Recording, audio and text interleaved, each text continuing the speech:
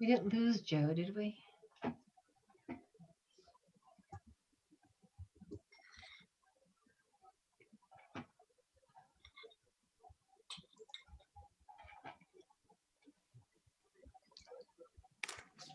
And we're live on HCAM Ed. Thank you. We'll just give it one more minute and wait for Joe Markey to join us.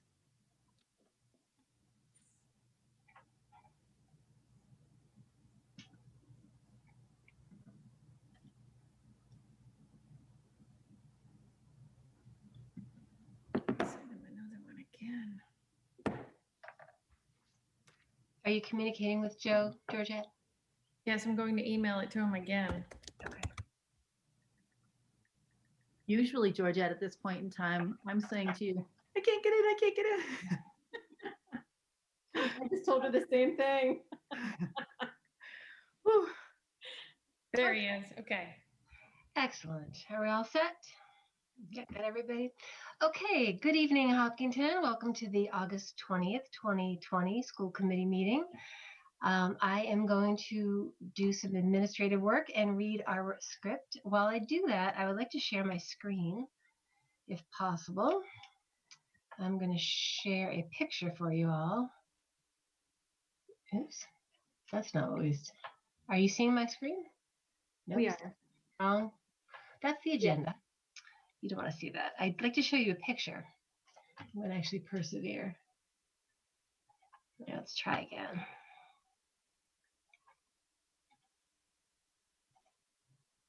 Okay. Do you see the picture?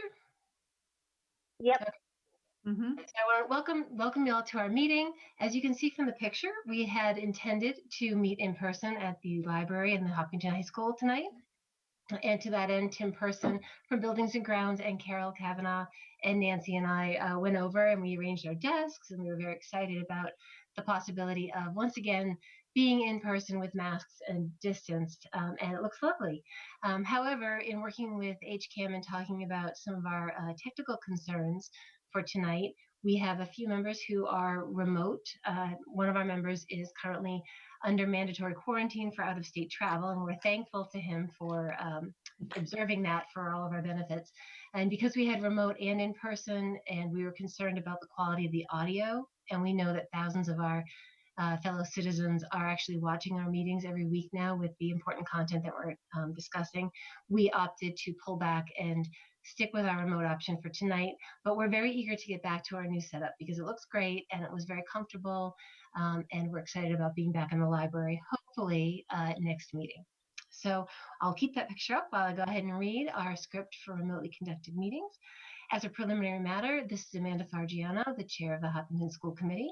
Permit me to confirm that all members and persons anticipated on the agenda are present and can hear me.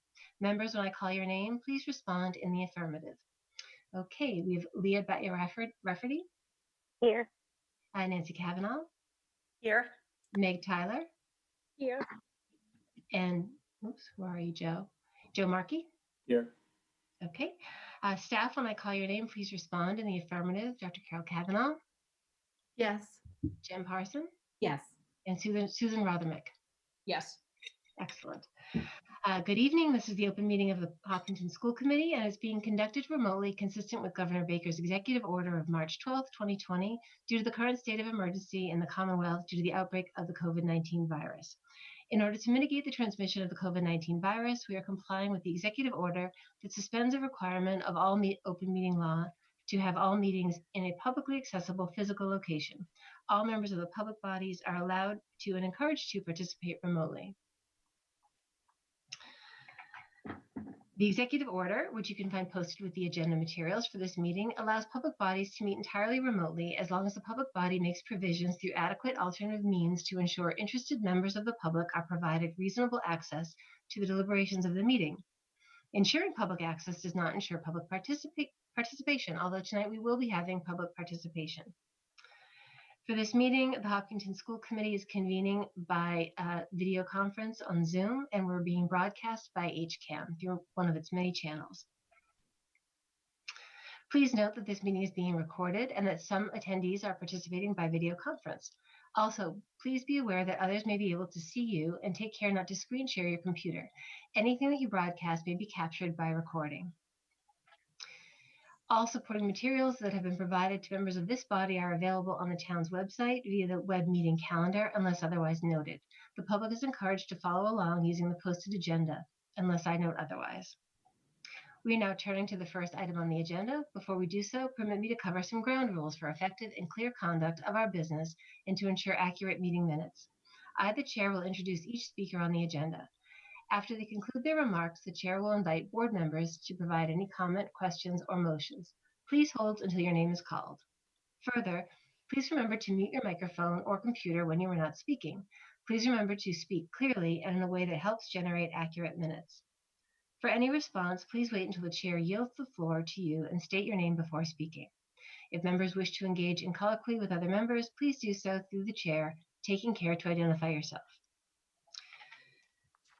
For public comment, we have asked members of the community to submit their comments via email or through the central office by 5 p.m. this evening, and we do have public comments that have been received and will be shared accordingly.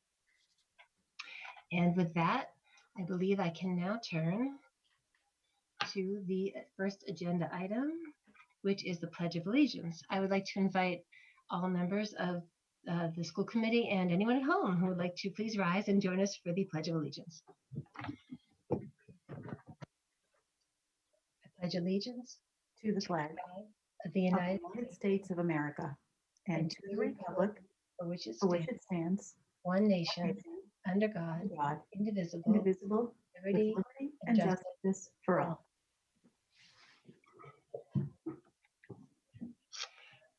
Great. That brings us to recognitions. Dr. Kavanaugh, do we have any recognitions for this evening?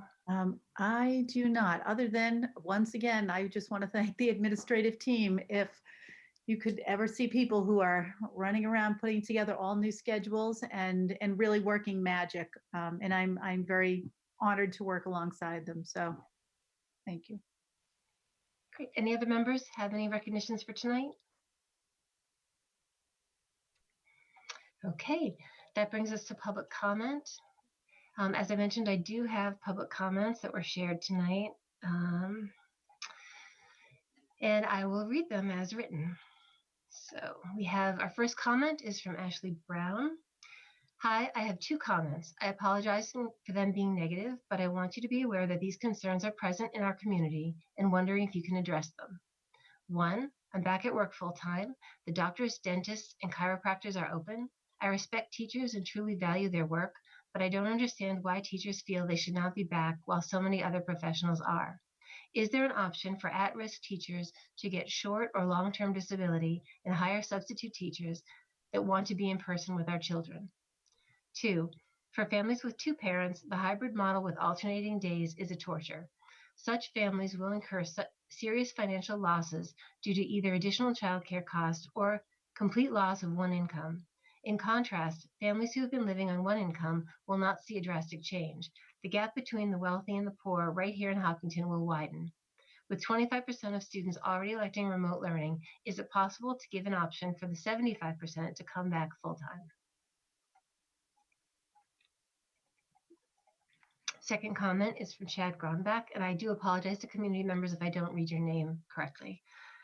Hello, I'll start with a thank you for all the hard work everyone has been doing to focus on the best for the kids in Hopkinton. I can't imagine the stress and pressure I'm sure it is causing.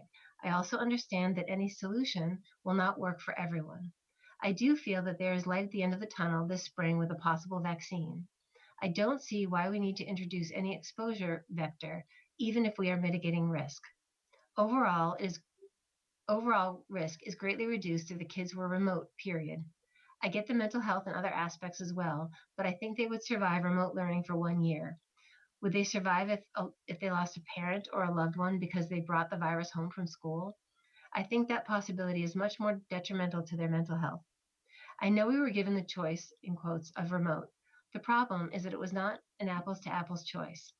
It was not my choice alone. The kids have something to say as well.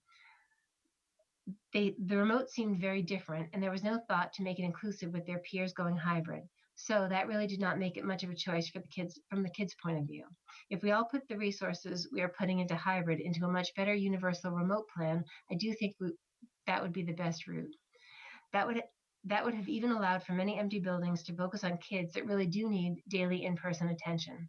If there's no vaccine next year, well, then I guess we all have to think about how we live our lives, but it seems so close. I don't understand why anyone would take a risk that is not absolutely necessary at this point. You can see what is happening already across the country with kids going back to school. We're going to end up remote anyway at some point. So I wonder how much higher the 25% remote choice would be if there was a real option of remote that was closer to the hybrid option. I'm pretty sure my kids would have rather been remote if they felt it met their needs. They didn't, so I guess we will roll the dice with everyone else. Thank you for all the work and all of your work and time. Okay, and the next comment is from Ganari Dabiri. Good evening. Please correct me if I'm wrong. The last 6 months of school doesn't have an opportunity to switch schooling assignments remote hybrid. Why is that? Can the committee please add at least one switch opportunity after February? From my understanding, the last switch request is January 15th, which means the first 5 months of school have 3 opportunities for switch requests. But again, the last 5 to 6 months doesn't have any opportunities. Also, do we know how many hours fully remote students in Elmwood and Hopkins will be sitting at the computer for live lectures? From Joe Eagley, we have, hello, I just wanted to see if there's been any movement in the writing of the metrics that will be tracked to decide when to quote unquote pivot, whether that's to full remote versus in person. I noticed the calendar shared earlier this week paints only a full hybrid school year picture and wanted to confirm that in-person is still a consideration and what the parameters look like to support that, as the town numbers are already very small. In the last meeting, it sounded like Joe indicated those parameters would be defined before an approach is officially adopted to avoid vagueness. Appreciate the update. Tony Breen says, hello all. My only comment is a sincere thank you to all school administrators, teachers, school support staff, and all the volunteers. We are all very blessed to have such caring people to watch over our kids. Stay safe and big love. Amy Markovich says, for high school students opting for the fully remote learning path, will they have any HHS support available if needed? Will they be able to change their course selection from a course with little teacher online support versus such as a VHS, as personally witnessed in the past, to one who is more responsive? I am concerned that a student will be stuck in classes that are being taught in a static one-way method, which may not work best for all registered students. I understand the difficulty of addressing these needs, but the reality is that some children are unable to attend in person comfortably during this pandemic, even if it means they may suffer academically. Thank you for all you've done for our students and all your hard work. 2 more. And now we have one from Balaji. I don't have a last name. Good morning. I've chosen remote learning for both my kids' 3rd and 7th grade. I would like to know the details of remote learning, like how many hours kids are going to have classes each day. Will the classes run simultaneously for in-person and remote students at the same time? Teachers going to have the same curriculum for both students? I keep hearing that teachers will be on random for remote learners. Is that true? I know there will be definitely differences for in-person versus remote, but I am trying to understand and give the best to my kids in these hard situations. Thanks, and I appreciate your help and support. And our final public comment is from Deborah Price. How is social distancing going to take place in the hallways at the high school when the kids change classes, if they change classes? How are the kids going to be entering the high school in the mornings? Have the lunch issues been worked out? Does anyone else have a public comment that I did not read? Okay. And I'll just remind the community that public comments are an opportunity for you to share with us. It is not an opportunity for us, unfortunately, to comment back on those comments. So with that, I will move on to reports. Dr. Kavanaugh, Superintendent's report. Okay.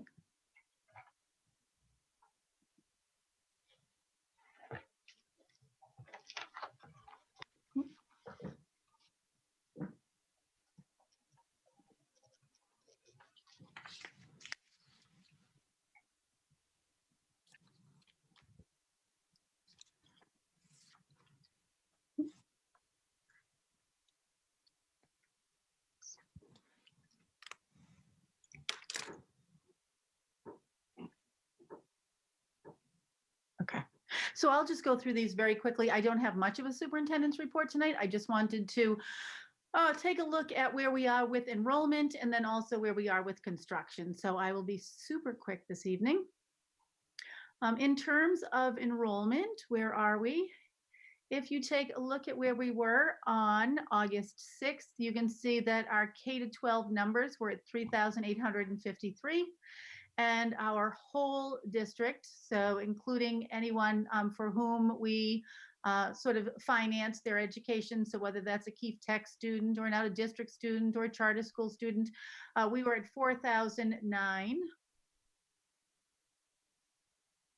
On August 13th, so just last week, we were at 3,861 students K-12, and when we looked at all of the students across the district, 4,017. And then finally, if we take a look at where we are today, we have 3,864 K-12 and a grand total across the district of 4,020. So if you take a look at the all students column over here, which extends all the way from where we were on July 21st to where we are on August 20th, you'll see that we have not had a whole lot of enrollment this summer in terms of, either the all student category or the K-12 category. And that's a little unusual for us to be in that sort of 34ish kind of category, and it's really unusual for us because usually in August we'll get about 100 kids. So it's hard to say if we just have not had a lot of students moving into the district, if we have people who are maybe looking at some other form of schooling. So maybe people are looking at private school because, in a private school, they might be, accepting kids Monday to Friday, 5 days a week, full reentry. We may have some kids who have been taken out of our rosters because they are looking at homeschooling. And, maybe Jen Parson, you can help me with this, but I think that we said that we were about 16 students at homeschooling requests at this point. Yes, that's correct. Thank you. Yeah, so it's difficult to know exactly why our enrollment is so much lower this August than it would have been in previous Augusts, but that's certainly something we can kind of dig into. And then the only other things that I have are our construction projects. So you can see what's happening at Hopkins and at Elmwood. These are some really neat photos because what you can see in them actually here is that the actual modular classroom is being dropped by this crane and put into place. As I said last time, you can walk in those classrooms right now at Hopkins. And at the high school, we have finally broken ground there. You can see the back of the high school here where we are, kind of coming out in that area where the new classrooms are going to go. So a lot of work is being done right now. You know that the Hopkinton High School construction project was not due to be reopened in September, if you will. We were looking maybe at a mid-year, but certainly by the close of school in 2021. So I wouldn't want people to look at this and think, oh my goodness, you're so far behind. Actually, that is not the case at all. We are sort of right on target here. And that's really all I have for you for a superintendent's report tonight, just a little bit of enrollment and construction. Great, thank you. Any questions or comments for Dr. Kavanaugh? Okay. With that said, I believe it is the chair report, and I'm going to share my screen, hopefully successfully. Okay. So community engagement, we've continued to receive a very steady flow of emails on reopening, and the content is really shifting now from what are the plans and the models, and now it's moved more to what specifically is going to happen for my child in the fall. So we are getting a lot of questions, completely understandable. I will say that apropos of the third bullet here, there are many, many, many parallel pathways of effort currently underway. I think I can share, just sort of a quick view. I'm not going to read all this, but just to give you a sense of, we've had negotiations going on with the teachers union. People are working on scheduling, teaching and learning. We're prepping curriculum and training for the teachers, and in fact, delivering training now. The school committee is looking at budget and financials, and also revising policy. And we're looking at those trigger metrics that we talked about at last week's meeting to figure out how to switch and when to switch from model to model. And then there's a whole list, and this is just a snapshot of other parallel activities that are going on around bus schedules and facilities prep and so forth. So I'm just going to go back. So there's a lot of work underway. We welcome your questions. I will say that if you haven't heard a detail, it is probably because it has not yet been finalized.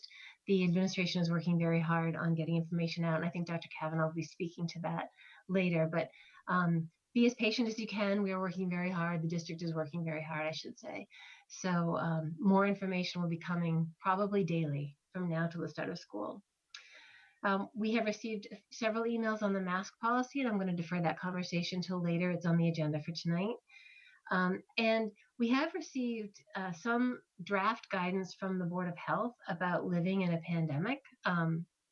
So I had reached out to the Board of Health director a while ago to say, what can you tell us about helping our families navigate pandemic living? It doesn't mean you can stop living, but how do we live safely and keep everybody around us safe? And so they are starting to draft some materials for that, which I don't know that I have linked in here, unfortunately, but there are two documents that they're working on. One is what you can do at home and how you can manage at home. And one is what sort of activities fall into the safe zone, and what, as you consider other activities, where do you fall in the risk continuum? So I would say stay tuned for that. And I would imagine the Board of Health will be putting that out in short order.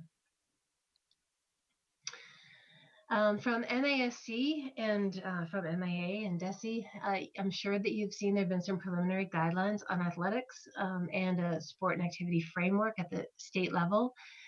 We are awaiting information for Hopkinton, and our athletic director, Rich Cormier, has committed to join us on Wednesday at our school committee office hours at 1 p.m. this coming Wednesday. With the directions from the state, we now have to look as a district and figure out what that means for us. So if you've read the directives, they're really guidelines. And as with all the other directives, they need to be interpreted for our district. There also today, MASC shared with us new DESE guidelines on immunizations and clarifications on some of the COVID guidelines, some of which will come up later in a discussion of policy.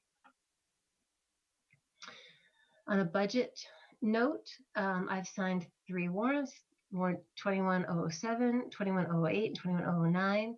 I will call your attention to 21008, which was actually a warrant full of bus refunds. Again, we're going to be talking about fees a little bit later, but we are sort of actively working on the issue of bus refunds for people who no longer need transportation. And I will share with you from the select board meeting this week, Town Manager Norma Kamalo shared that we have received more than anticipated local aid. And as a result, we will not need to tap our stabilization fund and the money that we receive from Legacy Farms in order to support the 21 operating budget, which is great news because that was not the intent of that money. We really need it for growth. We were going to use it in a pinch, but we don't need that. So that was really great news to hear from him. And that is the end of my chair report. Are there any questions or comments on that? Okay. That brings us to liaison reports. Does anyone have a liaison report? Well, so it's a whole group of organizations that are doing a great little project. I'm sorry, Dr. Kavanaugh, do you remember the chalk about it? Yes. September 2nd to 4th? 2. Yep, 2 to 4. Yeah. And the whole purpose of it is to go outside and draw confirming and positive messages about diversity and inclusion and other such things, and take pictures of it and see if we can get the whole community working on it. It was sponsored by the Hopkinton High School Diversity group, correct? as well as the Youth and Family Services, as well as many other amazing organizations within Hopkinton and also backed by the Freedom Team. So that is why I'm bringing it up in the liaison report. I just am throwing out to the committee, can we as a committee agree to support this great effort, talk about change? Does anyone have any objections to that? It sounds like a fabulous effort. I do have a question about logistics on this. Do we provide our own chalk? Is there a place to get chalk? That's actually a fine question. We have reached out to some of our very typical vendors. So, like a WB Mason or someone that we do an awful lot of business with. And we have asked Colleen Janino, who is the art subject matter leader for K-12, suggested that we need probably like 2 pieces of chalk per person. And we figured that we're probably 500 people just in the Hopkinton Public Schools proper. So we probably need about 1,000 pieces of chalk. So we can provide it. Excellent. And where can people find a flyer or something about this event? Will it be posted on the town website or our website? I believe Georgette has already put it on the school's website. Fabulous. Anybody else have any other liaison reports? Just briefly, we might have had our final elementary school building committee meeting the other night. Joe might be able to add some more wisdom to that if we will have to meet again. But I think that crew, and I haven't been involved in it, but that crew's been going strong for 7 years now. Is that right, Joe? Yeah. We started meeting in March 2013 for the what became the Marathon School project, which has been open for 2 years now. And there's a lot of steps in the closeout. So we had our final invoice finally processed, and we approved that last night along with some meeting minutes. So Meg, I think ironically, the only thing, we may have to meet one more time to approve the minutes of last night's meeting. At which anyway, so that might be the only thing we have to meet on. There are some final steps processing related to some Concom actions, which are on track, and some paperwork that's processing through the administrative team. But I would suggest maybe we put just 5 minutes on the agenda sometime in the fall, kind of recognize the volunteers and folks that helped us with that effort. And we can then probably at that point, we'll want to officially release those folks back to their real life and disband that committee. That's a great We're not quite there yet. We want to finish out these final steps. It's yeoman's effort, that committee. Definitely. All right, I think that brings us to office hours. Leah and Nancy, I wonder if you could share office hours comments from last night? And did you have attendees? Anything you want to share about what you heard? Or we had maybe 7 or 8 people total come in, so a little bit less than some of the other ones, but the people who came had some really good questions. Some of the themes, there were some questions about what would, if we were still considering pivoting to a full in-person model, and kind of talking about some of the barriers we would have to get there. Then there were some questions about the different standards that DESE and the CDC have put out, and kind of pieces ways that we are kind of meeting those or exceeding them. Leah, I can't remember off the top of my head all the questions that were there, but it was a range. There wasn't any one particular theme. Yeah, I was trying to, so I could actually talk to some of it. We had questions about the flu vaccine requirement that we haven't discussed yet.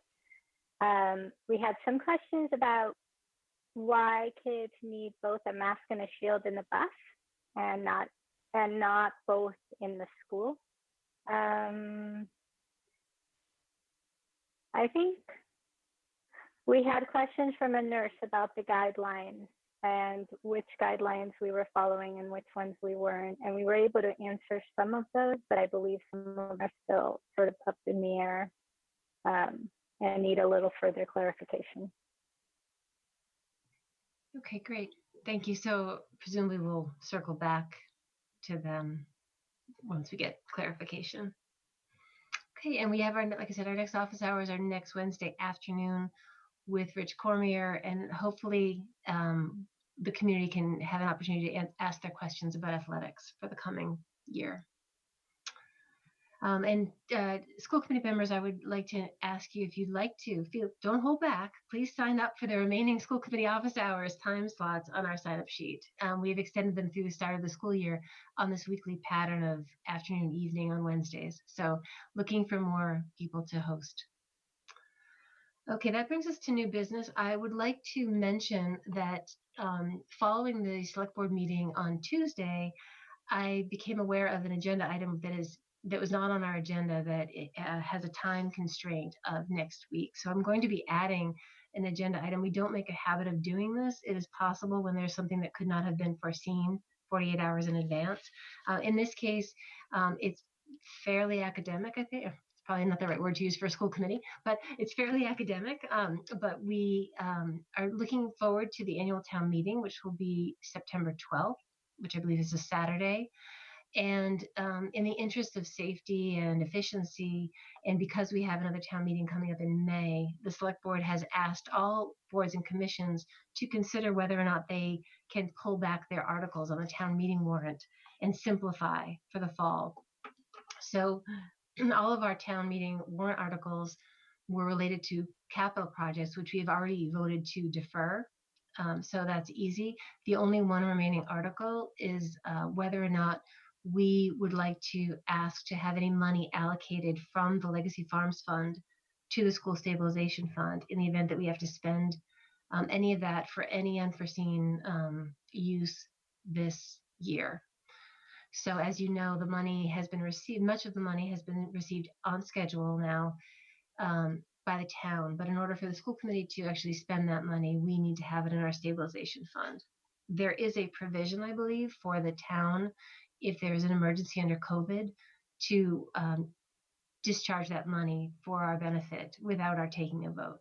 But I just need to add that because the town would like us to say by August 25th, which is next week, before we have another meeting, whether or not we're comfortable pulling our articles off the warrant. So could we just take a minute and close that out, and then we can move on to new business.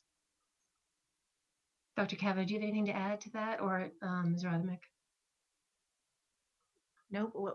I'll just say that Mrs. Rothermick did check in today with Mr. O'Leary to confirm some of what you just said. So I think that we are all in agreement. Yeah, I think, basically just to keep in mind that there is special legislature that allows for the select board to vote to utilize any stabilization or free cash, not just the HCA, throughout the year.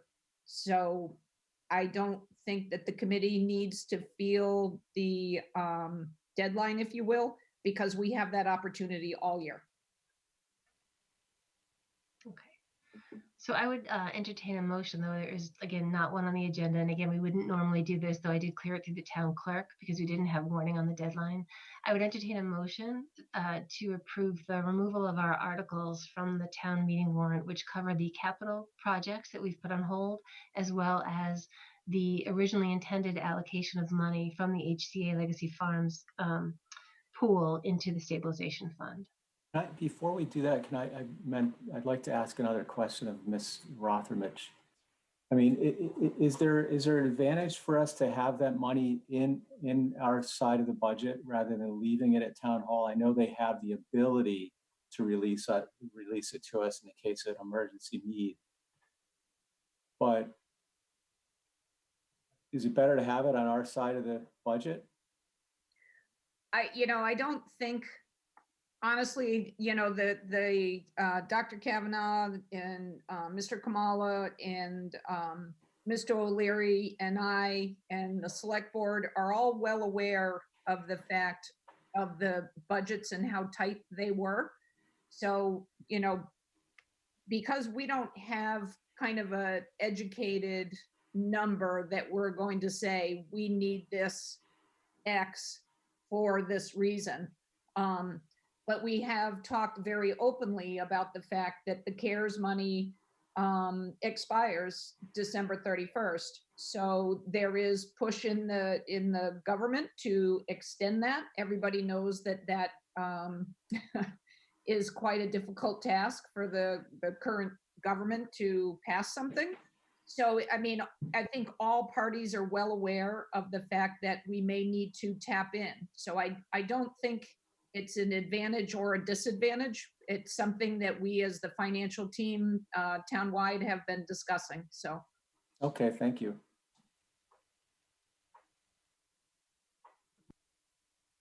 Any other discussion or a motion? Make a motion Okay. to do as you've said. I second. Feel kind of powerful there, Meg. A motion to go ahead and pull the articles back in the interest of efficiency at this special, it's an annual town meeting, but specially scheduled for September 12th, second by Leah. Any further discussion? Okay, I'll take a roll call vote. Nancy Yes. and Meg, Aye. Leah, Aye. Joe, Aye. and I'm a yes. So we can communicate Dr. Kavanaugh to the town that we have voted as such. Great. Okay, Thank you. thank you. Thank you. And now the school opening update. Okay. Let me grab that screen again. I'm just going to note that we are shockingly ahead of schedule. I hope you You're didn't. gonna jinx us. I shouldn't have said it. I know.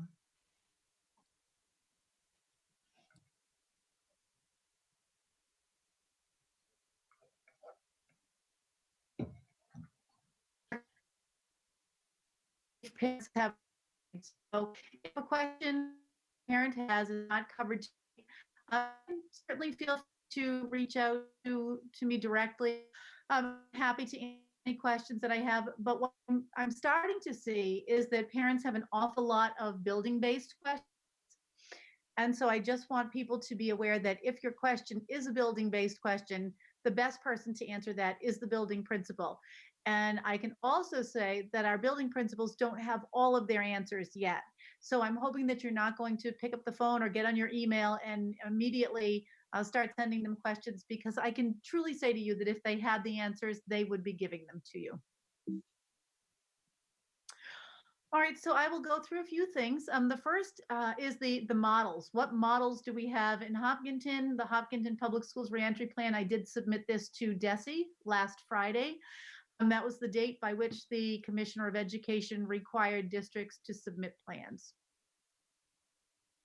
As you know, we have a hybrid option. It's every other day, and kids have an in-school day and an at-home day. We are calling them green days and orange days, so students belong to a particular cohort. One of the questions that is frequently asked by parents is, can my child switch from green to orange and from orange to green? Unfortunately, we can't allow that.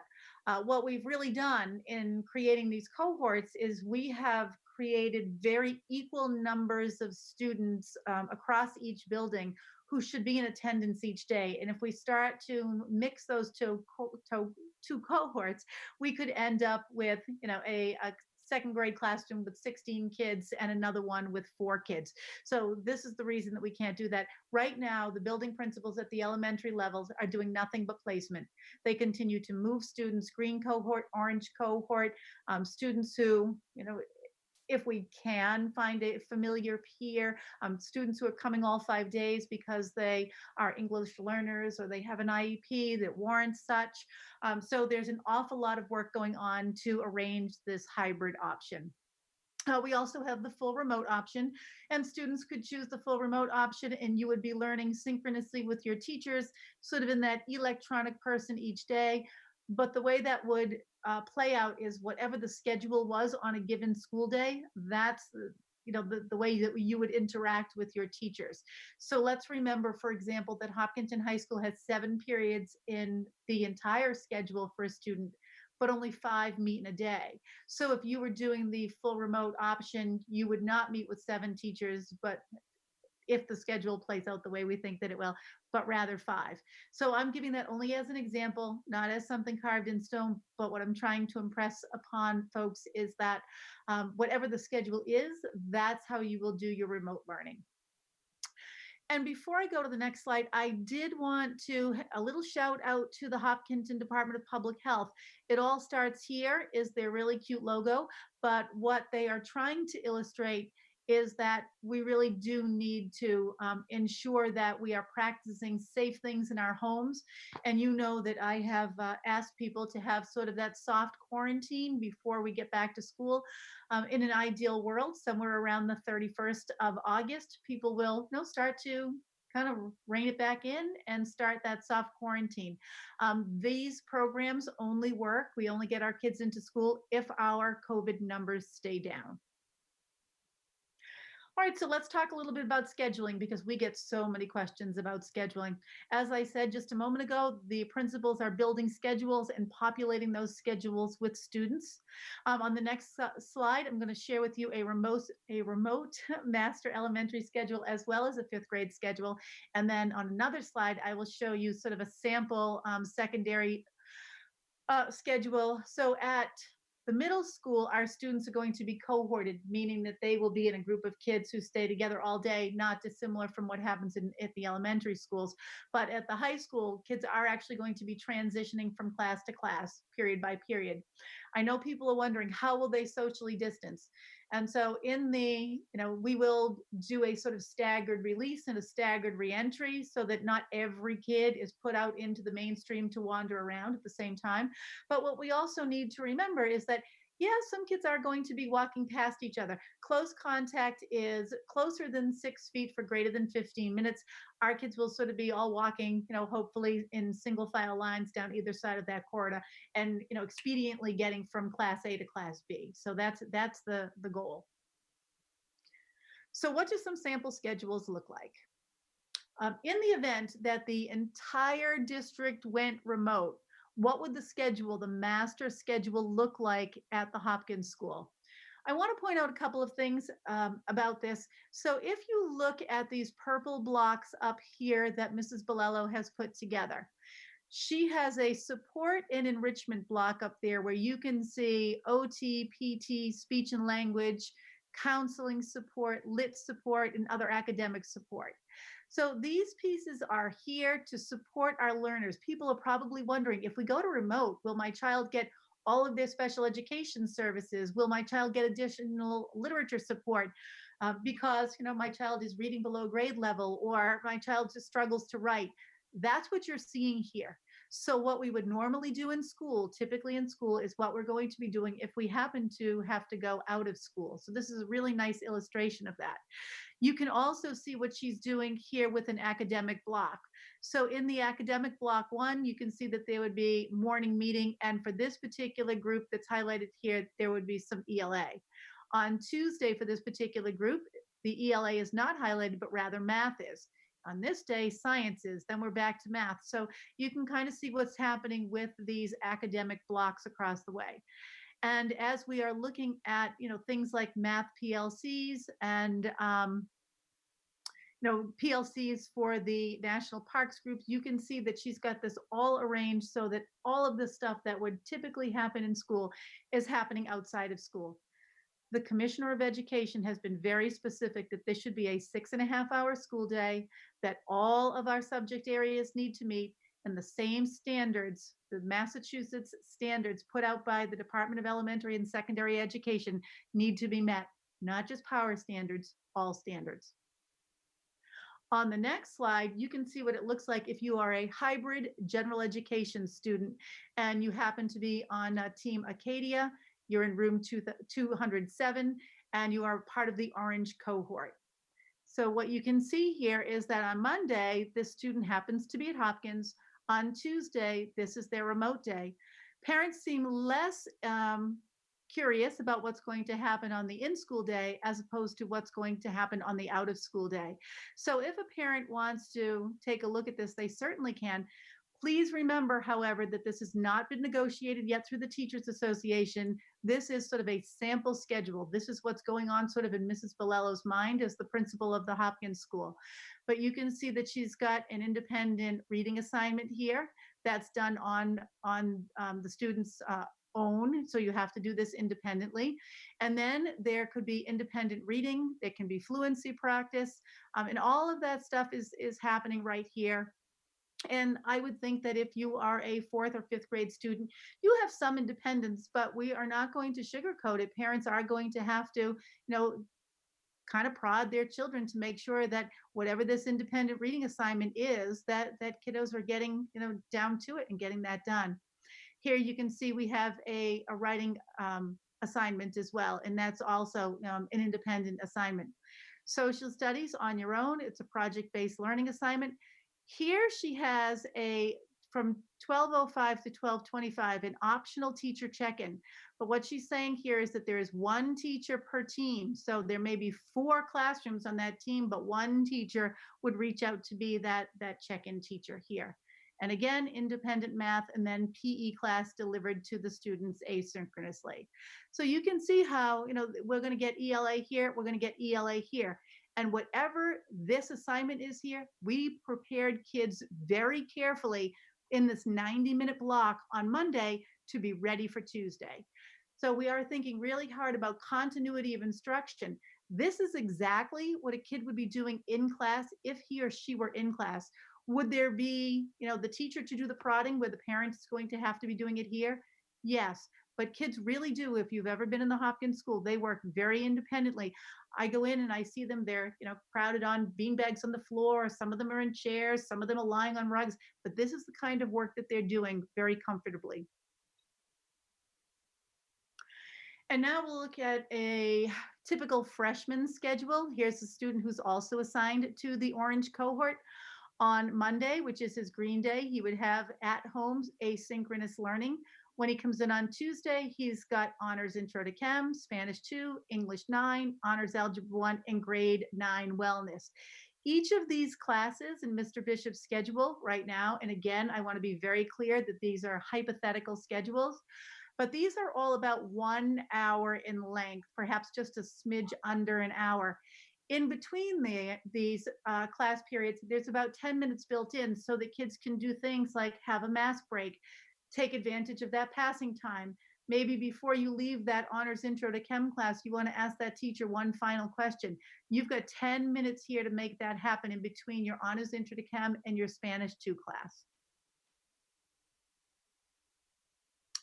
Oh, and I should say, so when I say that we have a 7 drop 2, this particular student has 7 periods in his whole schedule, but what would happen is only 5 meet a day. So it's a 7-period schedule with 2 falling out each time. So you can see that honors intro to chem, Spanish 2, and English 9 do pop back in on Thursday. Over here, you can see that it's honors intro to chem, Spanish 2, and English 9. All right, so this is the million-dollar question. When will I get my schedule? And I'm sure that after seeing those schedules, you are pretty fired up with curiosity. You absolutely want to see what your child's schedule will look like. I'm telling you that right now, building principals are designing those schedules for literally thousands of kids. If you think back to the 5th grade schedule, that was a 5th grade orange cohort on a particular team that's part of a particular classroom, that's part of a particular team, part of a PLC, and that happened to be for a general education student. When you think that we're designing them for L students and for students on IEPs, there is a whole lot of different configurations that go into this, and we're mixing kids together and ensuring that green goes with green and orange goes with orange. So please don't call the school tomorrow and say, can I see my child's schedule? When will I get my child's schedule? You will get it before school starts, but right now, this is stuff that we would have done in March, and we are putting all of this together in the month of August with just 2 weeks to go before the teachers come back, or even less than 2 weeks before the teachers come back. Here's another question people want to know. Are we ever going to go fully back to school, or are we ever going to go back to, or will we ever, kind of go fully remote?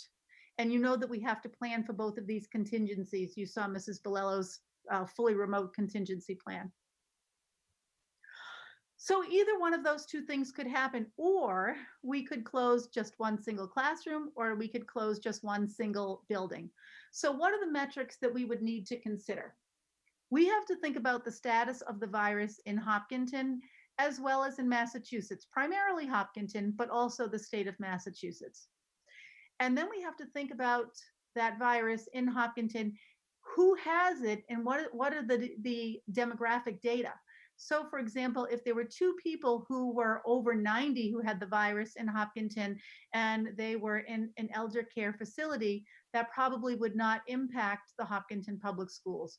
If a family had just moved from Florida to Hopkinton and all 5 of them happened to be test COVID positive on the day they moved in, that family probably does not pose much of a threat to the entire community because they would be immediately isolated having tested positive. So while 5 cases would look like a lot for Hopkinton, that wouldn't really be a lot for Hopkinton.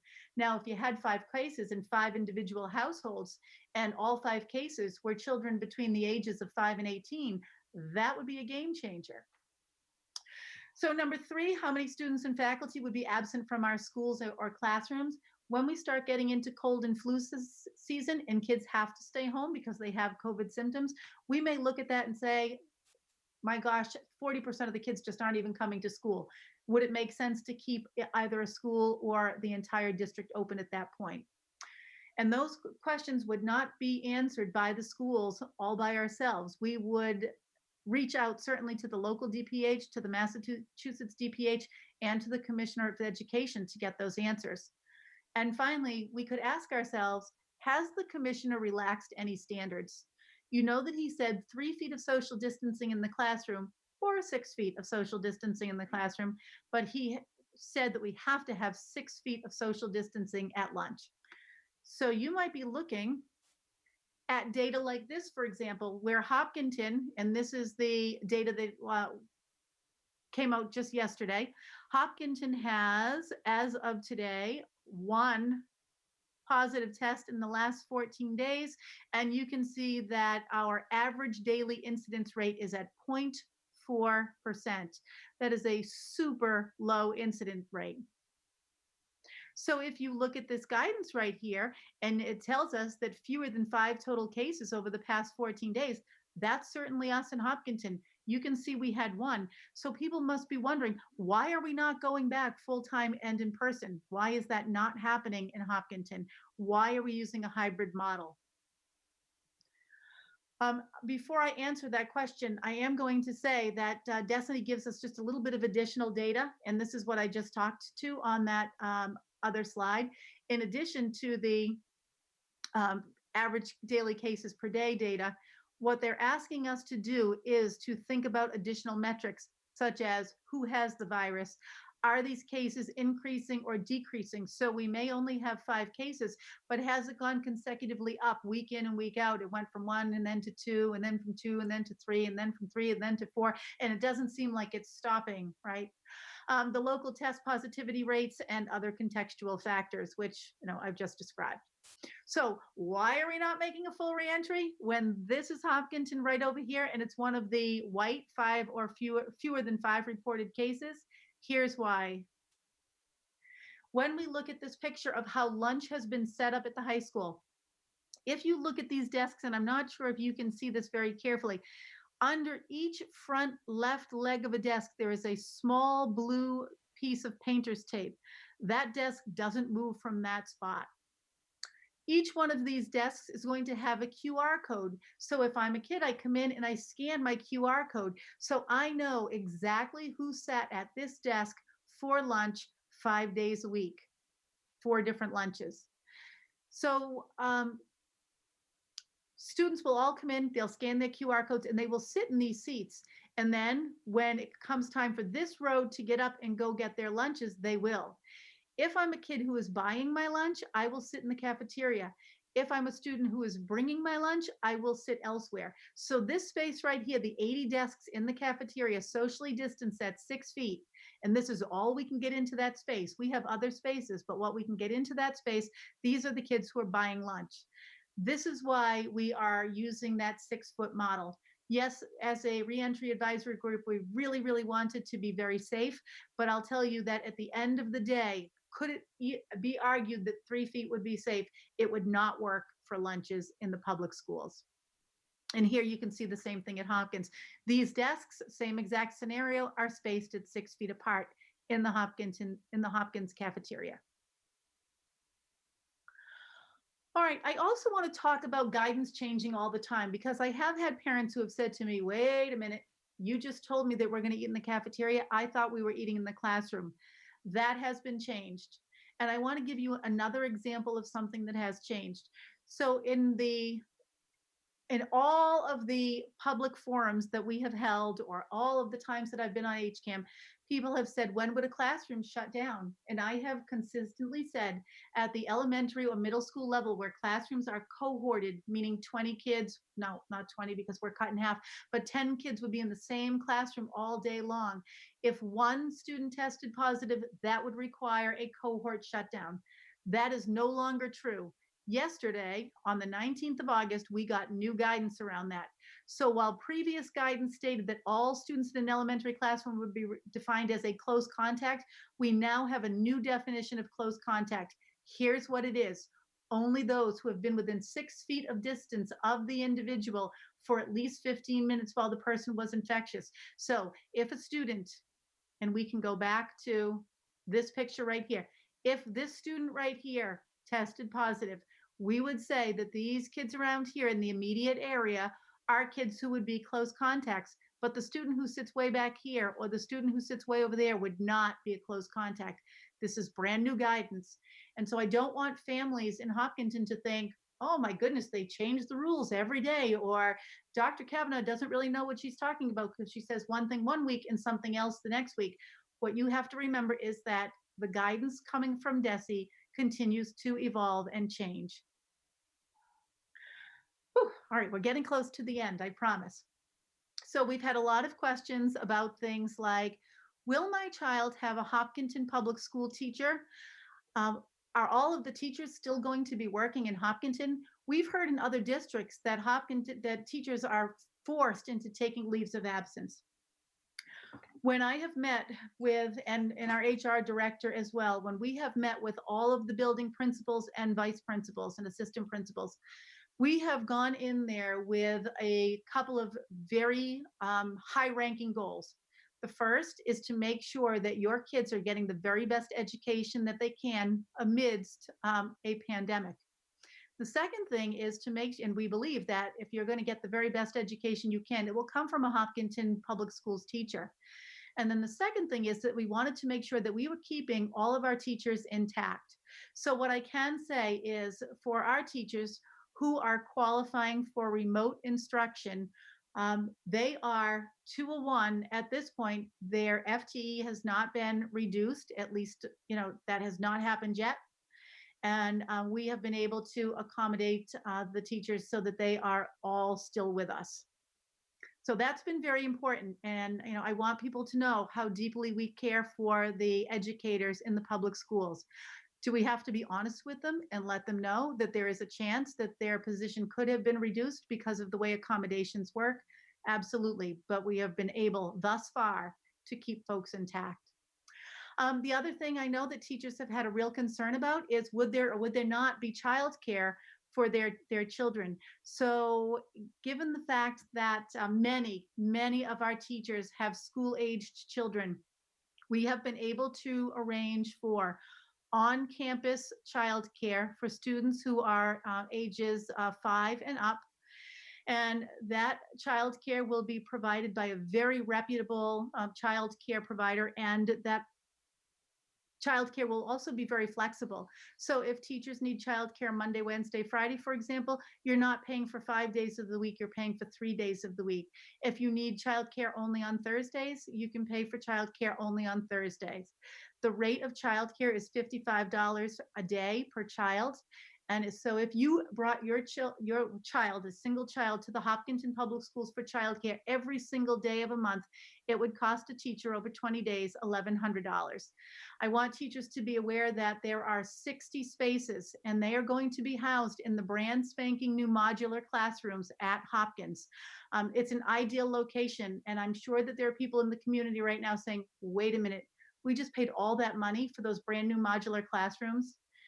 Because you can't anticipate a pandemic, and because a very, very high percentage of kids, 30-ish at Hopkins, maybe a little bit more, are planning to not return to school in person, those classrooms now are freed up just for this year. We will be filling them in subsequent years, but because they're open and because they have access in and out of the building, from the outside, so it's not like teachers' children will need to walk through the hallways and sort of commingle with the Hopkins students when we are entering and exiting. Teachers can, bring their kids to school as early as 7 or as late as pick them up at 4 o'clock. So we've got on-campus, very flexible, reasonably priced, high-quality childcare, but there are only 60 spaces. So when that flyer goes out tomorrow, please immediately get in touch with the provider. Here's what I'll say. We are providing space for childcare. We are not brokering the deals between families and the provider. So families will be responsible for reaching out to the provider and ensuring that they are able to secure childcare at that moderate price. Online courses. So we've talked about, when is my child going to be getting a Hopkinton public school teacher, and when will my child be getting a remote online teacher? Someone that we don't know, someone who would come to us through either VHS or Admentum or TECA. As we have been looking at these online courses, they are really in those, very rare situations.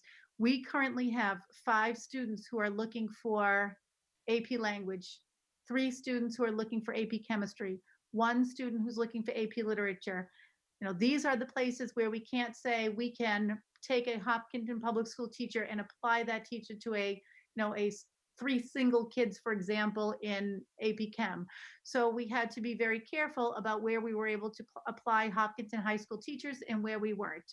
I will say that for the most part, whether you are a hybrid kid or a remote kid, in your core academic subject areas, so for example, English, math, science, and social studies, you are going to be delighted to find a Hopkinton High School teacher there. I'm not talking about any of the other buildings in the district, because it appears that, with the exception of new hires, you're going to be seeing familiar faces. This did not come inexpensively. In order to be able to do this for students and families, because we value our teachers and we value our high quality instruction, this is going to add about $225,000 to the budget. And I think if you paid attention to last week's presentation given by our Director of Finance, Mrs. Rothermick, you could see all of the money, the CARES Act money, that we are putting toward PPE, plexiglass, all of those sort of things, masks and shields and signage, all of that. We have been literally spending hundreds of thousands of dollars on that.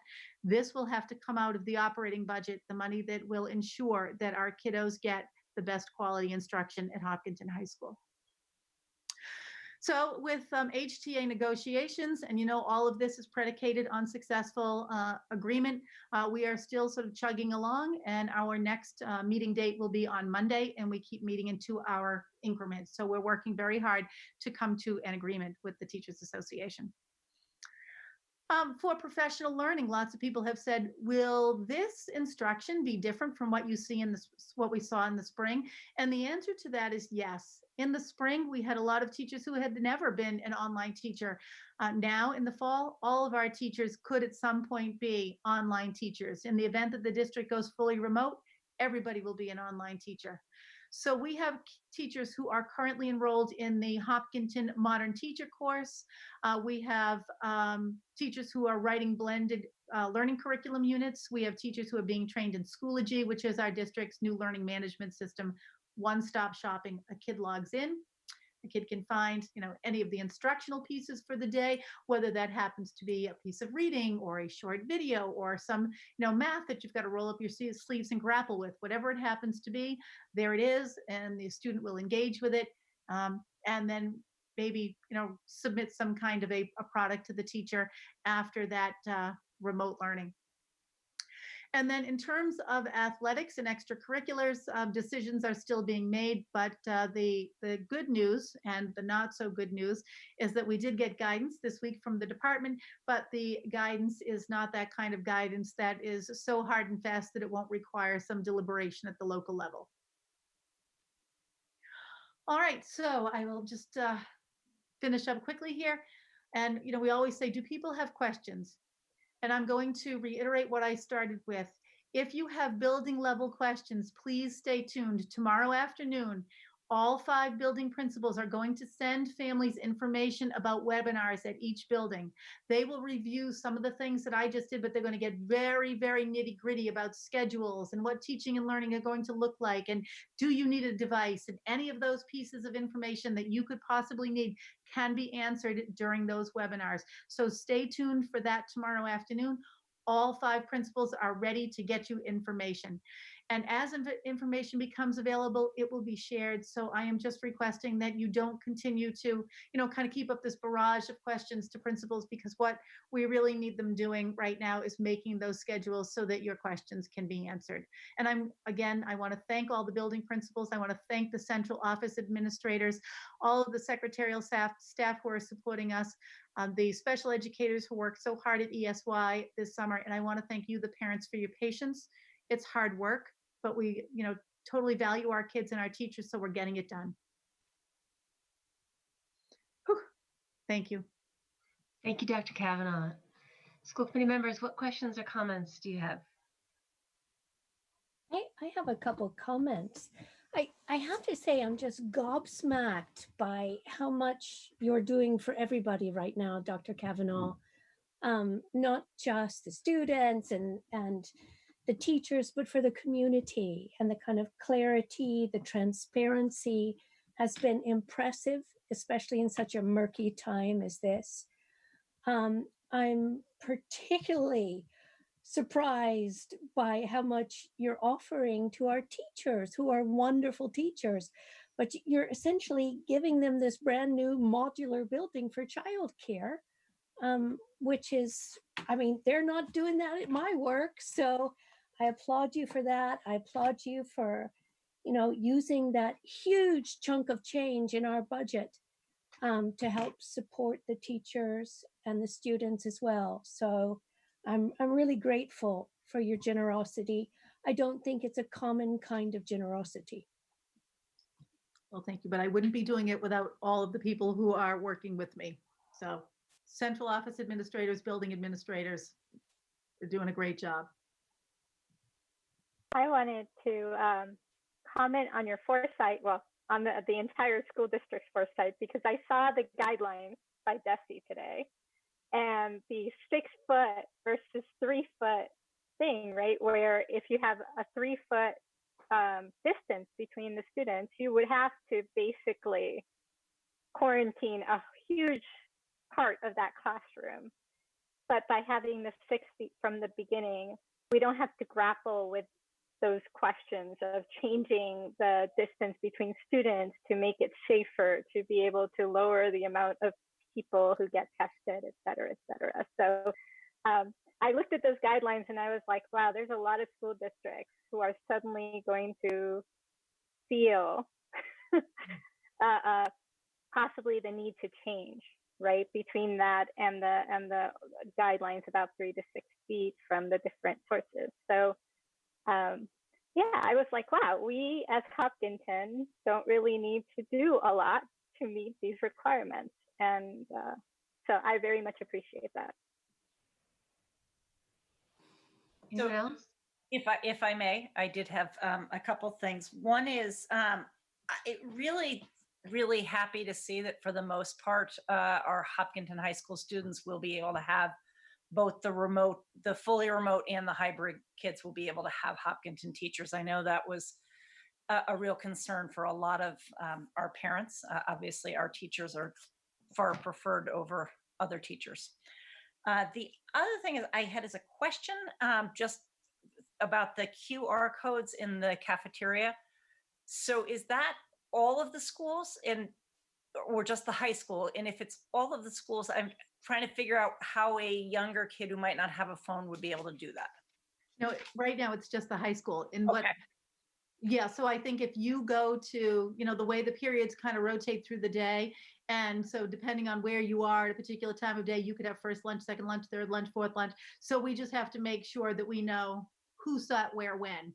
And you and I might have the same lunch one day, but then I would have a day where I sit next to Joe and a day where I sit next to Meg. So if we've been in that space closer than 6 feet for 20 minutes eating with our masks off and I become COVID positive, all of you would need to know. So this is a great tracking system. And will they be wiping the desks the same way they are in the classrooms? The kid wipes before they leave, and then the new kid wipes when they sit down. I'm only going to say that I believe that that is true. I don't think that we have the custodial or the cafeteria staff to make that happen for the great, huge number of desks, but I would really say that that is a question for Mr. Bishop. Excellent. All right. And also, I'm happy to hear that there are webinars that information will be coming out for the building specific stuff, so we don't have to keep firing all our questions at you. Or those poor principals.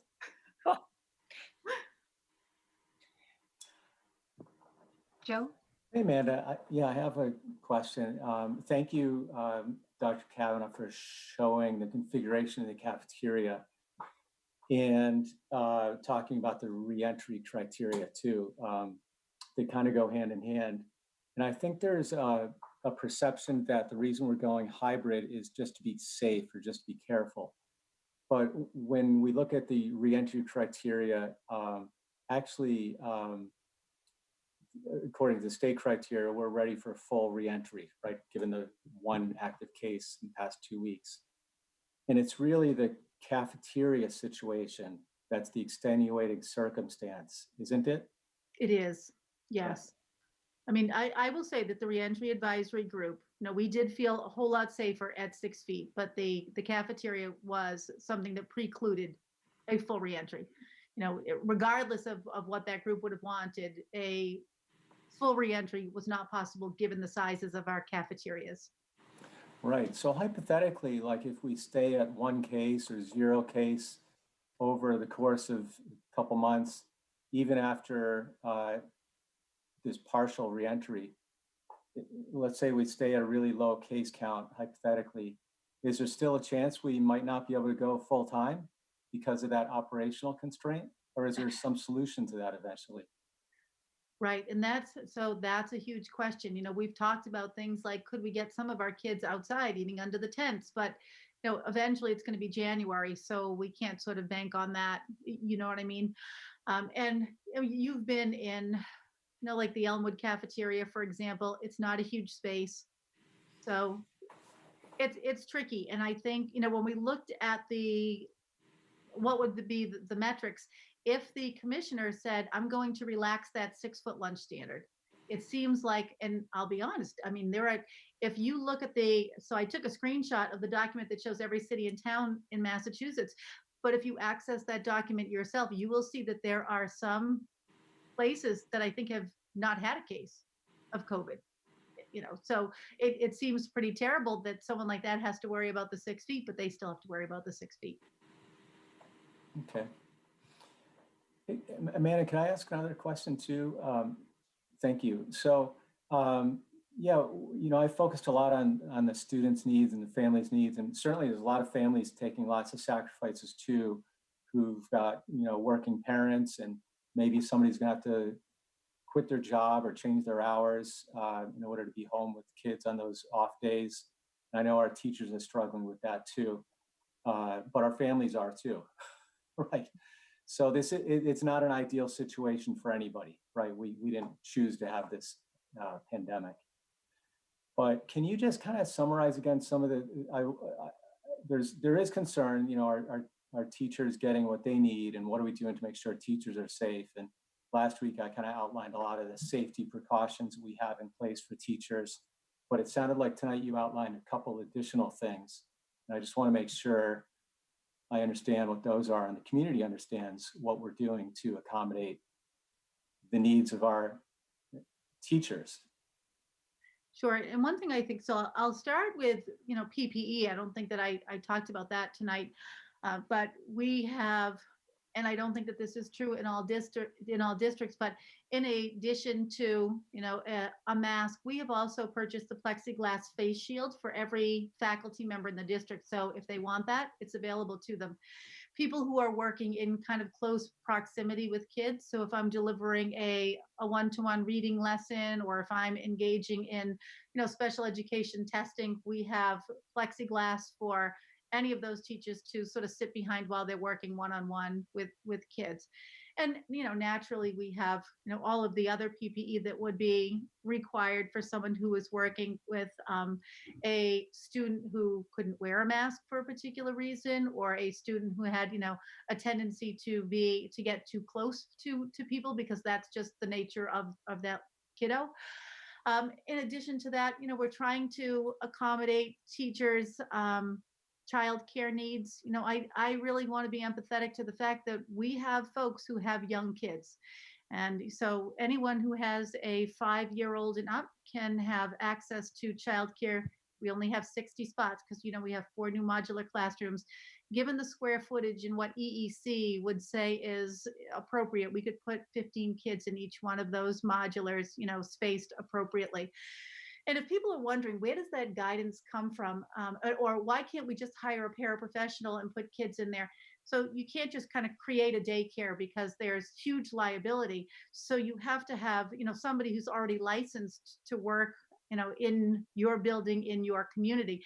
And so it's actually Kidsborough who's providing this childcare for us. And we are really lucky to already have that license at Hopkins, so that the EEC will kind of allow this to kind of go through, because everything has pretty much already been approved there. And I know that people are wondering, how could we give up our modulars right in the first year that the doors are open? But they're a wonderful spot. They're just a great spot, and we are down about 30% of our kids. So why not open it up and let teachers get some really affordable and flexible care? And then, the other thing that I want to underscore is that we want to make sure that our teachers and our kids are paired up. That is the most important thing I think happens in our district every single day. The relationships, the intellectual experiences, the social emotional kinds of bonds that happen between our educators and our students.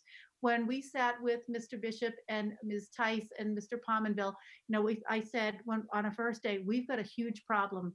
We've got so many kids with so many needs. And we said, so let's think about what our problems are. 1, we want to preserve our teachers. 2, we want to have really super high quality instruction. And 3, we have to keep costs down. And costs were number 3, and it's going to cost us maybe $225, $250 to be able to run the high school this way. And I am of the mindset that every penny of that is worth it. You're talking specifically about keeping the full employment. Is that that's Keeping the the full investment you're employment talking about?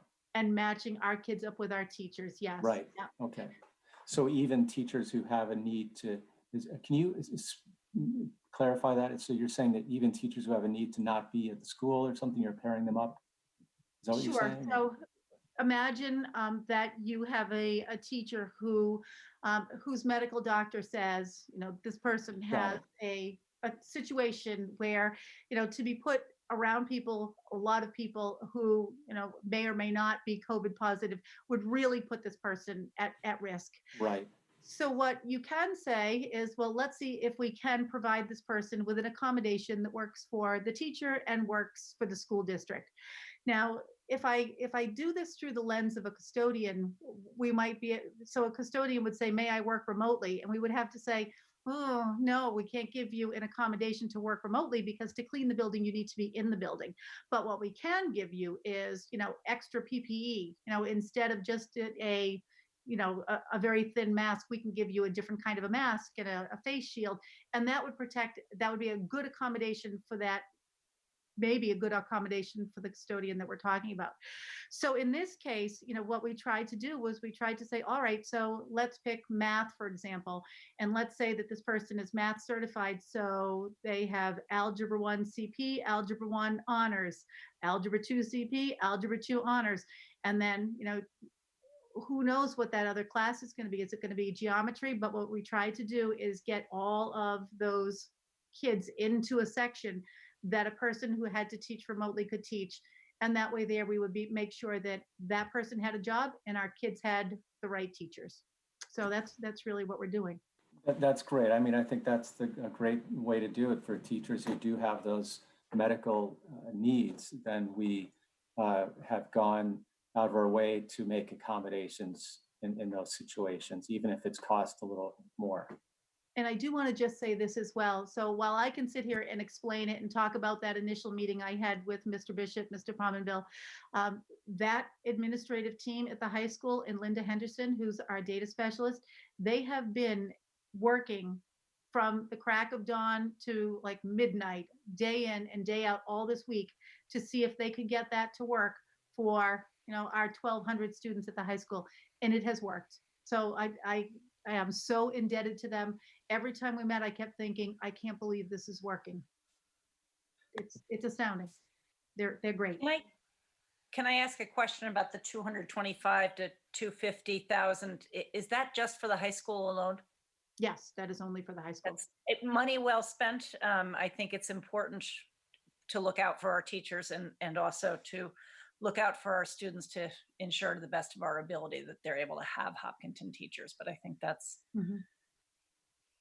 good to keep in mind. The other schools I know were not the same level of issue as the high school based on interest.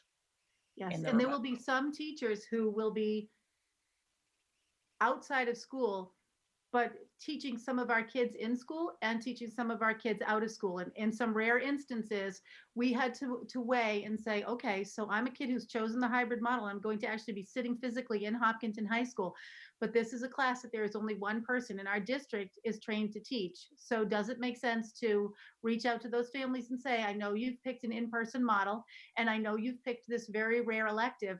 That teacher will be outside of the building. So we are going to ensure that you have someone in the classroom who's certainly qualified to help your kid, but the teacher is going to be the teacher of record from outside.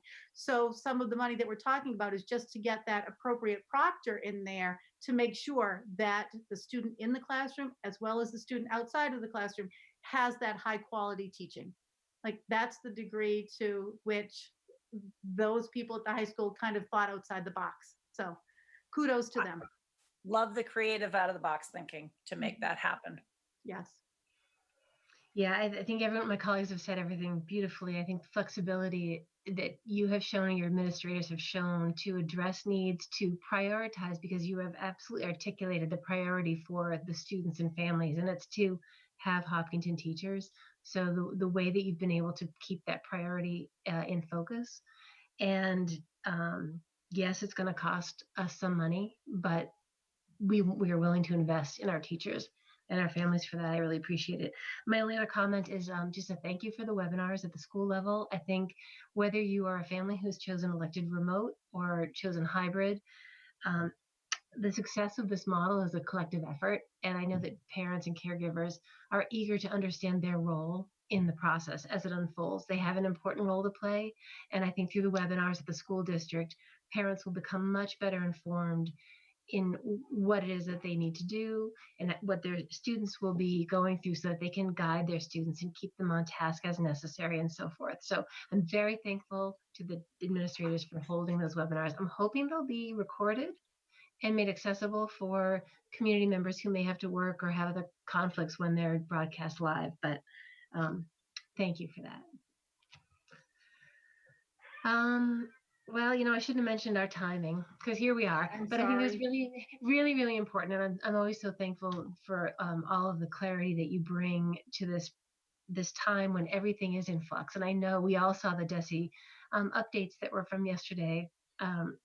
and you're thinking, well, school's going to open and the teachers will be back at the end of the month. I mean, this is like late breaking changes in terms of like what constitutes a fever and who needs to be immunized. And I mean, these are things that we just are hearing now. So, so thank you for all that and taking the time to explain it to us. I'm going to move on to our next agenda item, which is preschool tuition, bus fees, and parking fees. And I'm going to turn to Ms. Rothermick. Unmute myself. Thank you. So as we anticipated in the fall, we knew that our fee revenue and structure and everything would be very different. We didn't know how different because as you just stated, Amanda, information has changed constantly. So from the time that we first opened up the window for bus fees to where we are now, nobody could have anticipated that we would be where we are. So that said, we'll start with preschool tuition. So preschool students did have the option of that remote or hybrid learning model for students that aren't on an IEP. So students that are not on an IEP, this is really an optional program. So parents could have chosen not to attend. They could have, chosen a different program, whatever it is. So as such, we decided to maintain that full tuition. They will get the full attention of their teachers, whether they are hybrid or whether they are remote. So the program will be as good as it would be normally as we talk about even the hybrid model for regular education. So the thought for preschool is to maintain the tuition. For transportation, the parents have been asked multiple times about transportation. So as you know, we put the window out for transportation fees, and then there was the survey that asked about the learning model, but also as guidance has continued to change, and as you know, the transportation guidance really only came out a couple weeks ago. And the push really was to reduce your ridership, keep the numbers on your buses down. And so as such, similar to the learning model, we asked parents to commit to whether or not they needed that transportation. So that was another survey, and I believe the results or the deadline for that was August 3rd. So at that time, we have looked at first the parents who have opted out. So families who have paid for transportation, but have decided that they will either bring their children, drive them themselves, or maybe they have actually opted for a full remote. This represents over 500 families. So at this time, we are fully reimbursing those families who have paid and have chosen to make the change. For the families that have chosen hybrid and are and also did pay for the bus, the thought is to kind of keep in line with the other dates that we have put out in terms of being able to change your mind with the learning models. So keep in mind that we won't begin school until mid-September.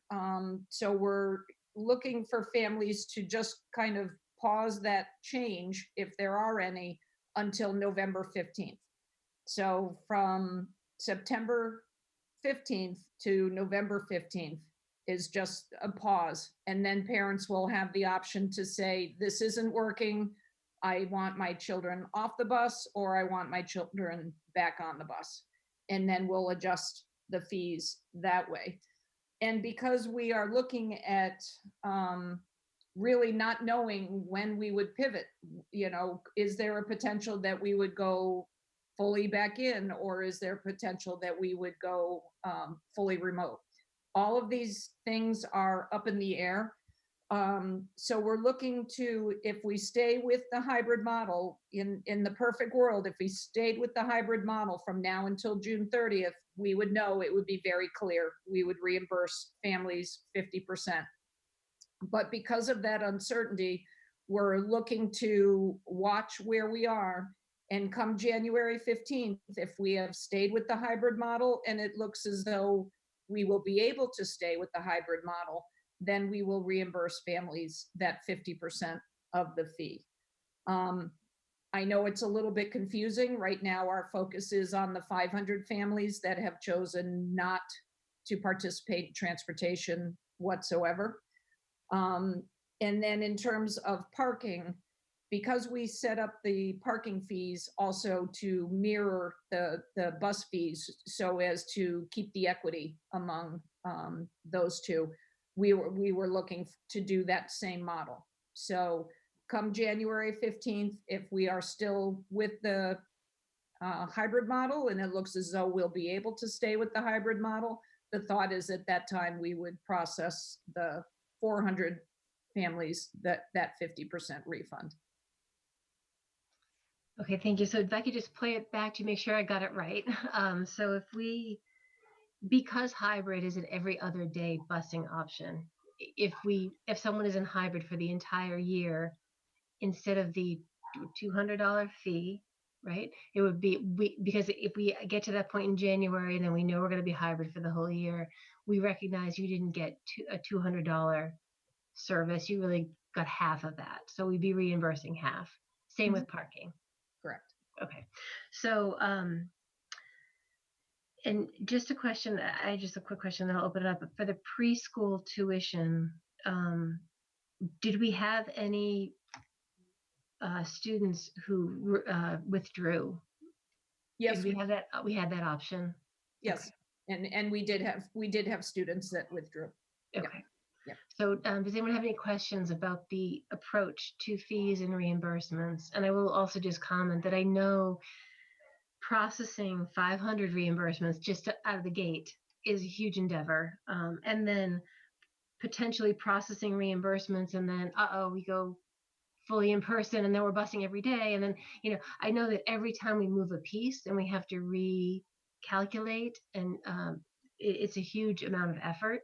So I completely appreciate your approach to trying within reason to set some schedule so parents can anticipate that we'll be reimbursing, but also give us some flexibility to not have such a great operational expense to continually cut checks and recut checks and then rebill and rework it. So hopefully parents are okay with that. It's completely understandable in my personal opinion, but colleagues, what do you have to say? I have a question about the pre-K program. I want to make sure I understand it. So in that program, you have a mix of special needs and model students, I think. Correct. So, and so do they all have the option of being full-time? Well, special needs are there all the time. So for the model students, if you will, their peers have the option of either hybrid or remote as well. Since it's an integrated preschool, though, isn't the whole idea to have the model students in there too, full-time, or? Well, they would. So you have the little ones so the full class wouldn't be in there all the time. So it would be Okay. very typical to say a kindergarten class. Okay, I think I get it then. So, but the fees, so those who are going to be hybrid are expected to pay the same full fee. Is that what we? Correct, because then they would, on their remote days, on their home days, they would still be participating. Okay, thanks. And how is that sitting? I mean, have you gotten much feedback on that? I'm just curious. Well, like I said, we only had maybe one family withdrew. Okay. But otherwise, there has not been any pushback. All right, thanks. Mm-hmm.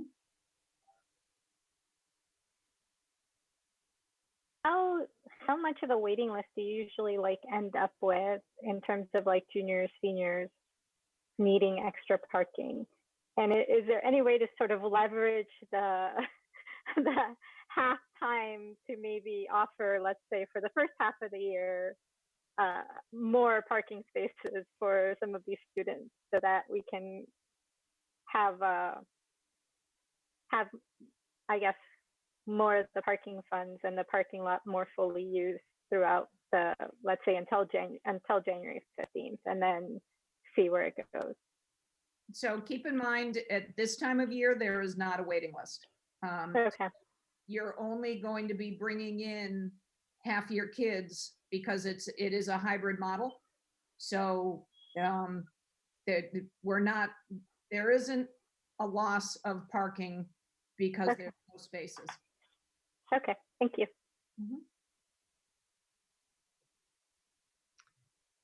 So Susan, do you need a vote for us, or was this informational for us?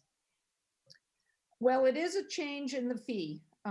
So it probably is good for the school committee to vote it, yes. Okay.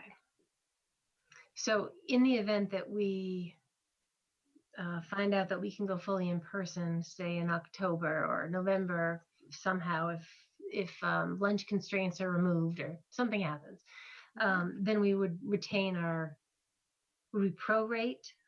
Yes. How we would prorate for the full fee for the remainder of the year.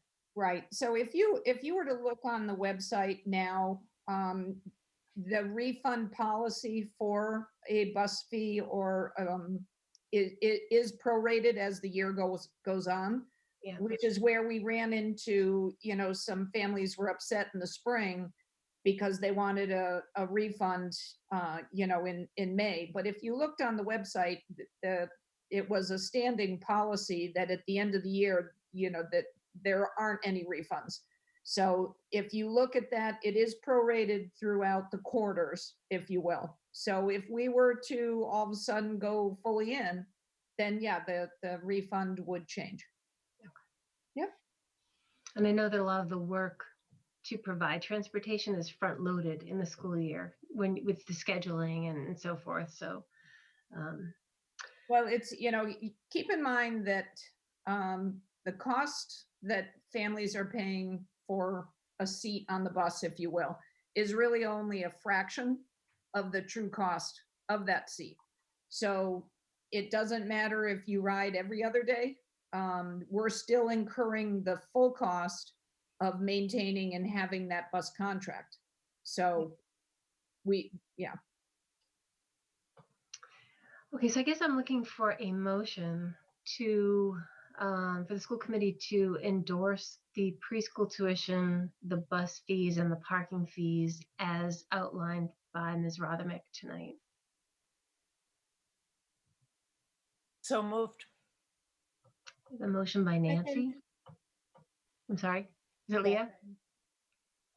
Who seconded? Meg, sorry. Motion by Nancy, second by Meg. I'll do a roll call vote. Leah? Aye. Joe? Aye. Meg? Aye. Nancy? Yes.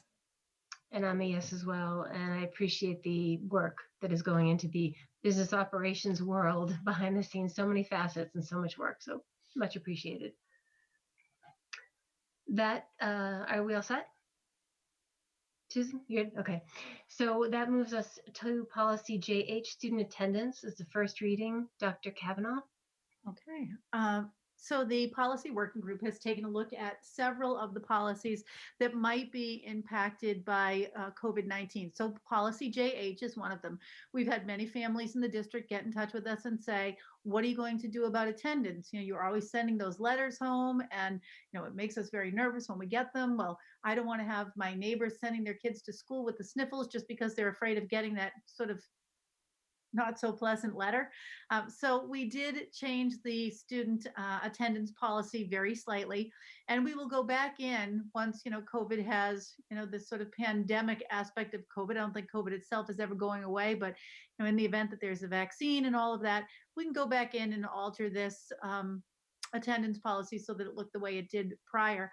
But what we did was we added in all of the symptoms of COVID-19. And, I kind of like the way that this is outlined here because it even acknowledges that, you can have nasal congestion because you have allergies. So there's that, whole piece about when this is in combination with other symptoms, for example. And then down at the end of the policy, we did say that, with the understanding that we are in the midst of a pandemic, So we get that, but people have to remember that it is in fact a crime for a responsible parent or guardian not to, get your child to school. So we are, kind of acknowledging the fact that, in this pandemic, we don't want people sending their children to school if they are unwell. And I think as of yesterday, now maybe I think the fever temperature may have changed slightly to 100. I may have misread that, but I'm pretty sure that the new guidance is not 100.4, but 100. So we may need to make an adjustment. Does anyone else or from the policy subcommittee have any other comments?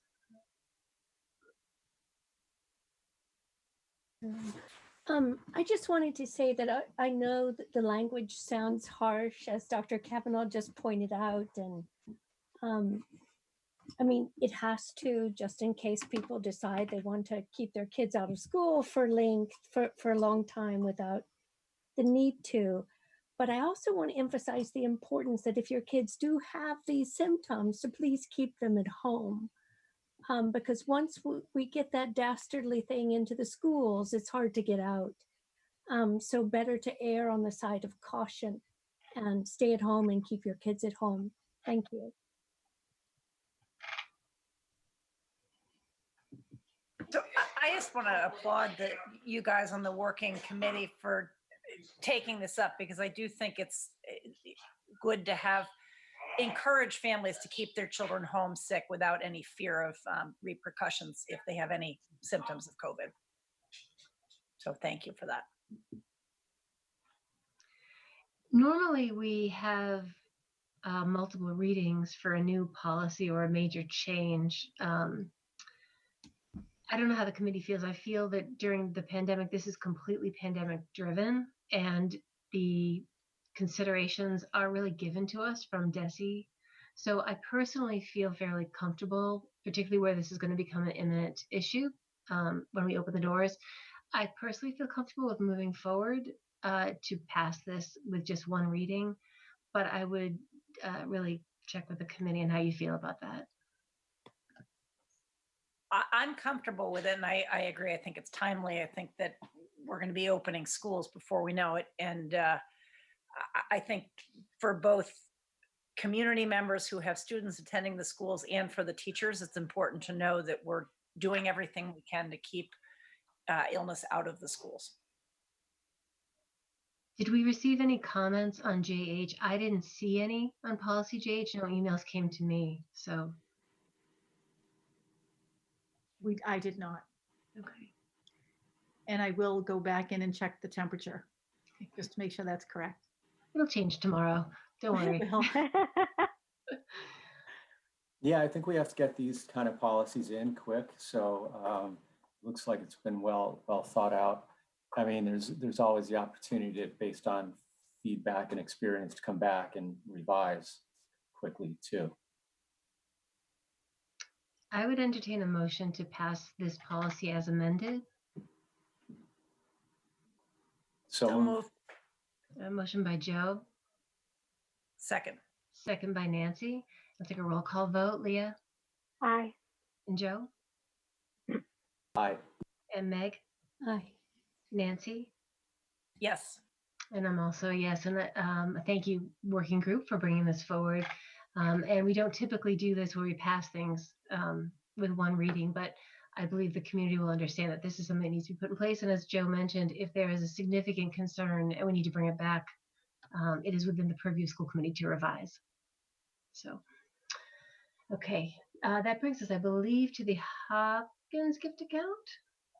Let's see. Yep. yes. Dr. Kavanaugh. So the Hopkins School, Mrs. Bolello, would like for the school committee to accept a check in the amount of $500 from the trustees of the school fund. That will be used to provide some books to support anti-racism initiatives at Hopkins. So moved. Second. Okay, motion by Meg, second by Leah. And how do we vote? Leah, what's your vote? Aye. And Joe? Aye. Meg? Aye. Nancy? Yes. And I'm a yes as well, and much appreciated. nice to get that donation. I'm very glad it goes toward your goals and our collective goals of combating racism.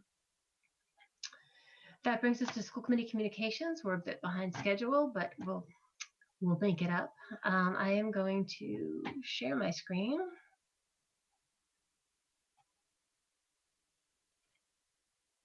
Okay, can you see the slides? Mhm. Okay.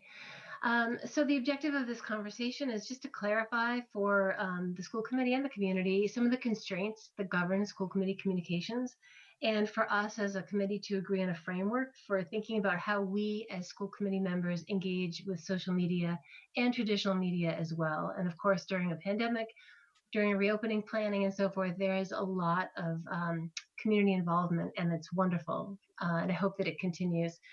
But it is important for us to sort of reground ourselves in what our role is as committee members. So we have some constraints that sort of govern what we do and how we communicate. And I've pulled up a few. I can link to and pull up these policies, but the community and members can also do that on our website. I just pulled a few that talk to aspects of communication. Policy BCA is our member ethics policy. It talks about things like it is the school committee's first priority to address the needs of our students. It talks about things like us not promoting a personal agenda and really working for the community. Policy BDB, school committee officers, talks a little bit about the role of the chair as a communicator for the school committee unless there's someone else designated. And policy BHC talks about school committee and staff communications, that we communicate through the staff only through Dr. Kavanaugh and vice versa, just to keep communications open and clear. We also are governed by open meeting law, which I think everyone probably has heard us talk about. And I will share with you, it's something I pulled off of mass.gov, where you can look up open meetings law and all its intricacies, and you can also cheat and go over to the FAQs that are provided by mass.gov, which is an easier way to look at some of these things. But I did look up questions about social media, and as social media has become a more central platform for citizens over the last 5-10 years, slowly the legislation is evolving with it. I wouldn't say, to my reading, it's very clear yet. There's a lot of interpretation and not a lot of guidance, so it does require some judgment. A question that was posted to FAQs was, may members of a public body communicate with the public through social media platforms such as Facebook, Twitter, and web pages? And the answer provided was yes. Members of the public bodies may communicate with members of the public through any social media platform. However, members of public bodies must be careful not to engage in deliberation with other members of the public body through such communications. If a member of the public body communicates directly with a quorum of the public body, in our case that's 3 members, over social media platforms such as Facebook or Twitter, that communication may violate the open meeting law. Public body members should proceed with caution when using social media. And there was a situation in Brookline in 2019 that was covered in some news, and I pulled from an article, a quote from Tracy Novick from the Mass Association of School Committees, who was advising on this. And she said, serving as a member of the committee, you have an individual voice, but you don't make decisions on your own. She said it can be a challenge not to preview your vote and not to pre-commit to things, because the deliberation process is something that's supposed to happen in a meeting with information presented as a group. So that's the gist of the guidance that I was able to find through mass.gov and other sources to sort of frame the conversation for us. And I'll just put up my last slide, and then we can talk about this. So my recommendations that I shared with you and that we are now discussing, there's nothing hard and fast here. It's really for us to talk about, but I would recommend that we as a committee prioritize official channels for information sharing. And by that, at the moment, we have things like the Hangout Hour with Dr. Kavanaugh. We have our office hours.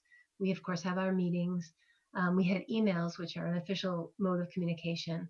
We've worked hard to put FAQs up on the website and post presentations. Those are all sort of official ways to get information out to the community.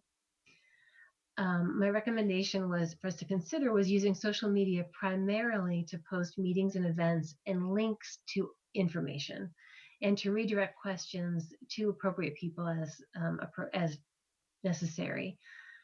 I would like to maybe talk about avoiding releasing new information for the first time on social media.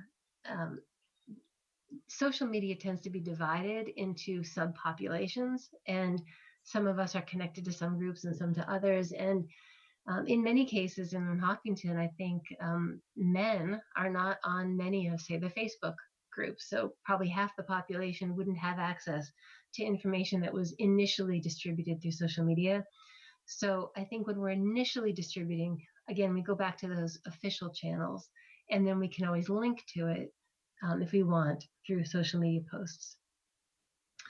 And the last one is where OML comes in, avoiding multiple school committee members posting opinions in a given thread. And this can get, as we all know, very challenging, because we could post a piece of information that is a fact that we are sharing, that has been shared. And then if a member of the community responds with a question or an opinion or a comment, and we then engage in a back and forth, we could very easily tip our hand as to how we might vote or how we might deliberate. And that starts to skirt the confines of open meeting law if two other members are on that forum. Because then we'd have a quorum and we'd start to say how we're going to vote, kind of. It can get very difficult to manage. So I guess these are my recommendations, and I would love to hear the committee's thoughts on this topic. And the one thing I didn't put in here, I would like to see us as a committee maybe leveraging press release type documents to media channels that are accessible by the whole community, like the Independent, say. If there's something that we want to communicate out, I think it's a tool that we don't use very often, and one that we can maybe keep in mind as we go forward. So that'll open it up.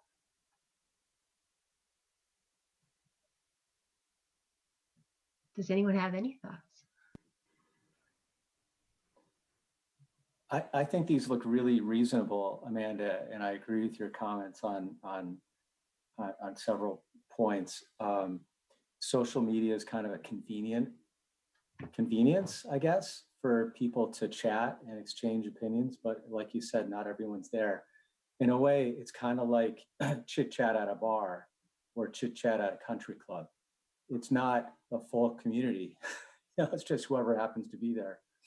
And government deliberations are regulated for a reason, that we want to have a fair and open process. And if we're all engaging, even in what we think is just kind of fact sharing, put multiple of us on there, it would quickly turn into kind of deliberating.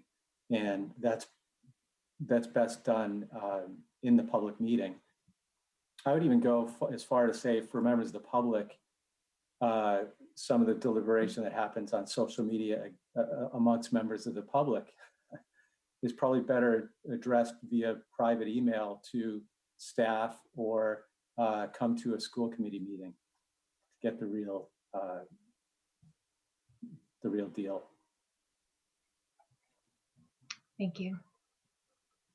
Any other questions or comments or thoughts on how we best utilize the tools available?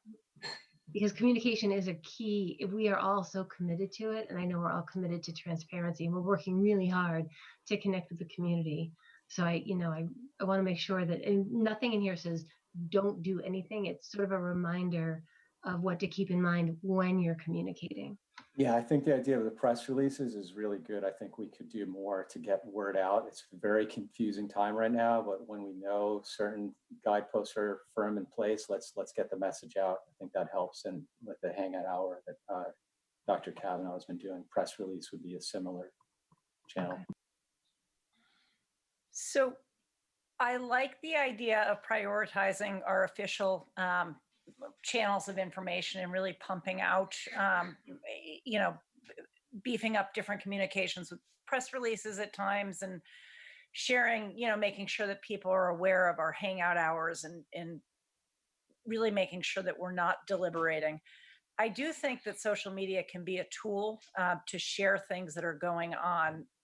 I agree it shouldn't be the be all end all, but I think that there are things that we come across. I have, and I know that I'm not the only one. I know a few of us have social media pages specific to the school committee. But for example, sharing things, excuse me, that like the MIAA had put some stuff out on their website, directing people to, oh my gosh, I talk with my hands while I'm sitting here alone, but directing people to resources rather than necessarily creating our own. Yeah. And that's, in addition to putting out, reminders and stuff for meetings, hangout hours, stuff like that, which I know multiple school committee members do that. And I know there are also members of other boards in town that do that. I think your point, and I know that our attorney had discussed this with us a couple of years ago when we did a thing on open meeting law about being sure that we're not having a conversation, even as, private citizens, that would be constitute a quorum if it touches on things related to the schools. Is that? Yeah, I like your point, Nancy. I think, maybe I didn't capture it correctly in the second bullet, but I like the idea of being able to share links to information in particular. And I think it's also a good point that we do, several of us do have school committee pages, which anybody could follow. You don't have to be, belong to any kind of a subgroup, if you don't happen to be part of one of the major community groups. It doesn't matter. It's a page. You can just like it and you can follow it. So sharing like the MIA guidelines, I think that would be fine. I would also just remind the community that if you pose questions or replies to some of the posts and get not curt answers, but don't get maybe a detailed answer, or we don't elaborate, it might be that we just can't, or we don't, it's hard. We can't start opining on social media as officials. We can as individuals in our own time, but if it's on our social media page as school committee members and we post something and you post a question and we kind of stick to the facts, it's because we have to. And I think that can be a challenge just as individuals and community members who, outside of our experience on the school committee prior to being here, we were active participants in different platforms on social media. And that's, I think kind of treading a fine line. Yeah. Kind of not wanting to necessarily pull yourself entirely out of platforms, but being careful that we're not previewing what our votes are and kind of deliberating right there. Yeah. Does anyone else have any thoughts? We don't have to, I'm not really looking for a vote. It's really a discussion and a reminder of some shared guidelines. I'd like to say a few things, if that's okay. Please. I really appreciate this opportunity to talk about communications because I do agree with you that social media poses a particular problem for the first reason that it is a viper's nest.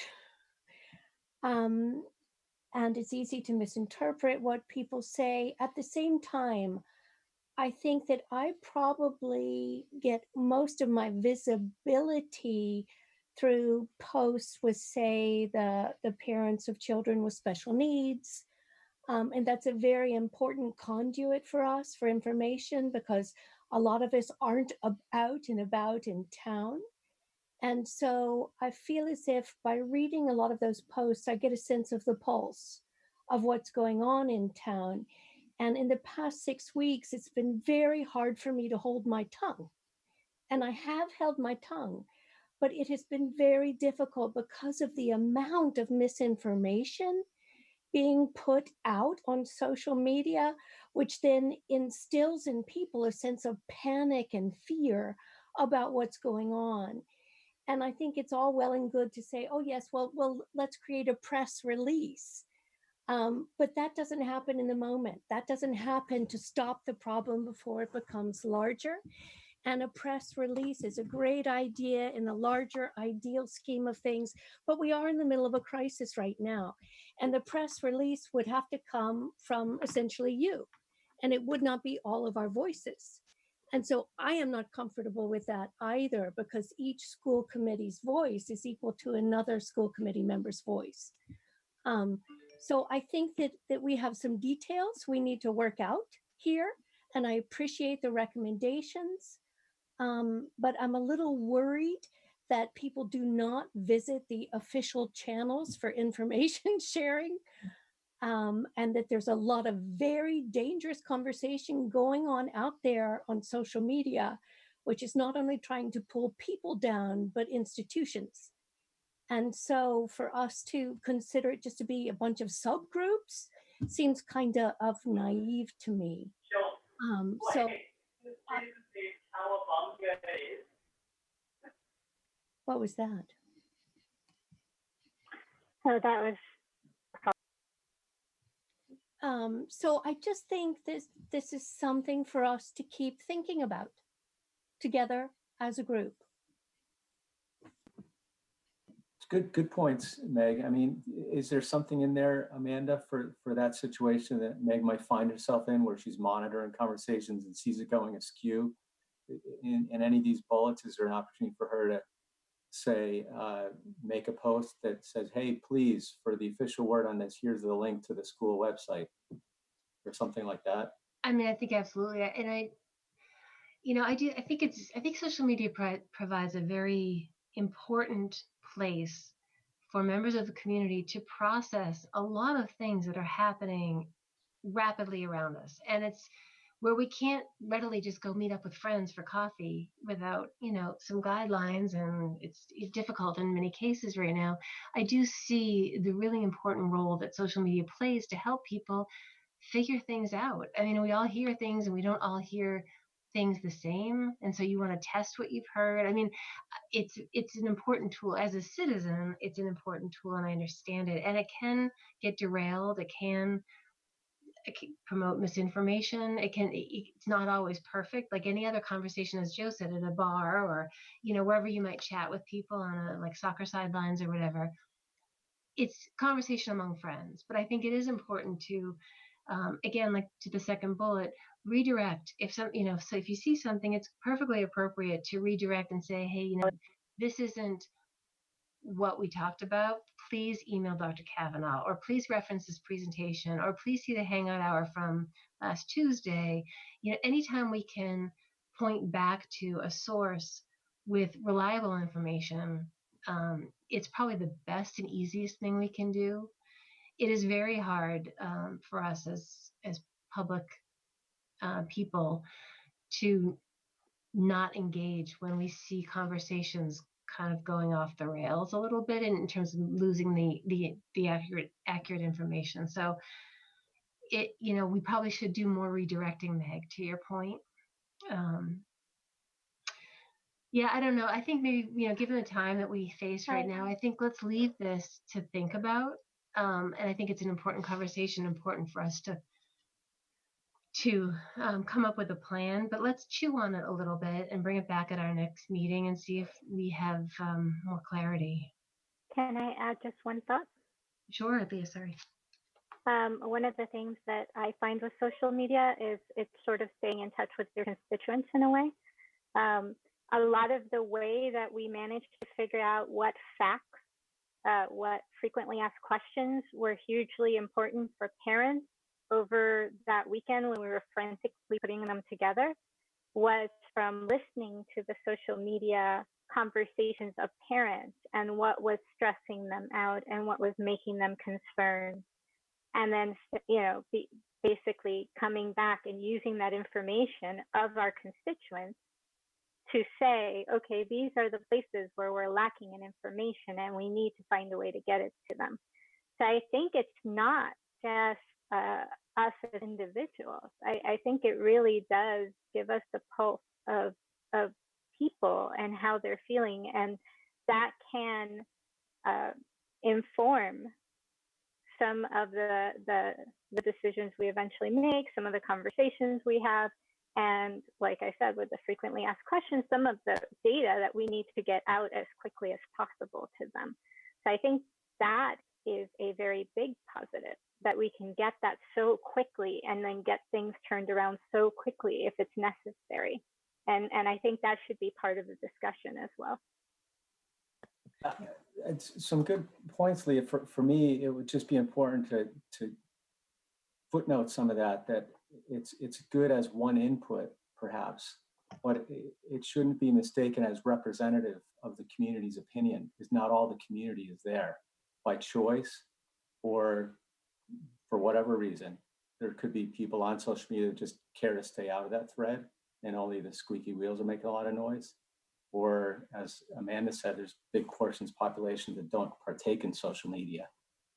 So it's good as one input, but I would be careful not to mistake it for representative of the whole community or extrapolate.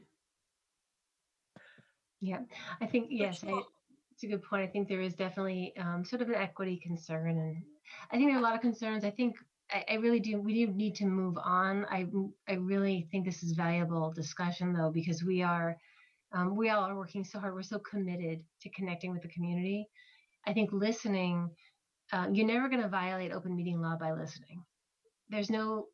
Listening is a positive way to take in input and recognize that could be just a subpopulation. More of this is about when we choose to speak, where do we speak, and how do we speak in a way that maintains both our policy guidelines and open meeting law constraints. So go ahead, Nancy.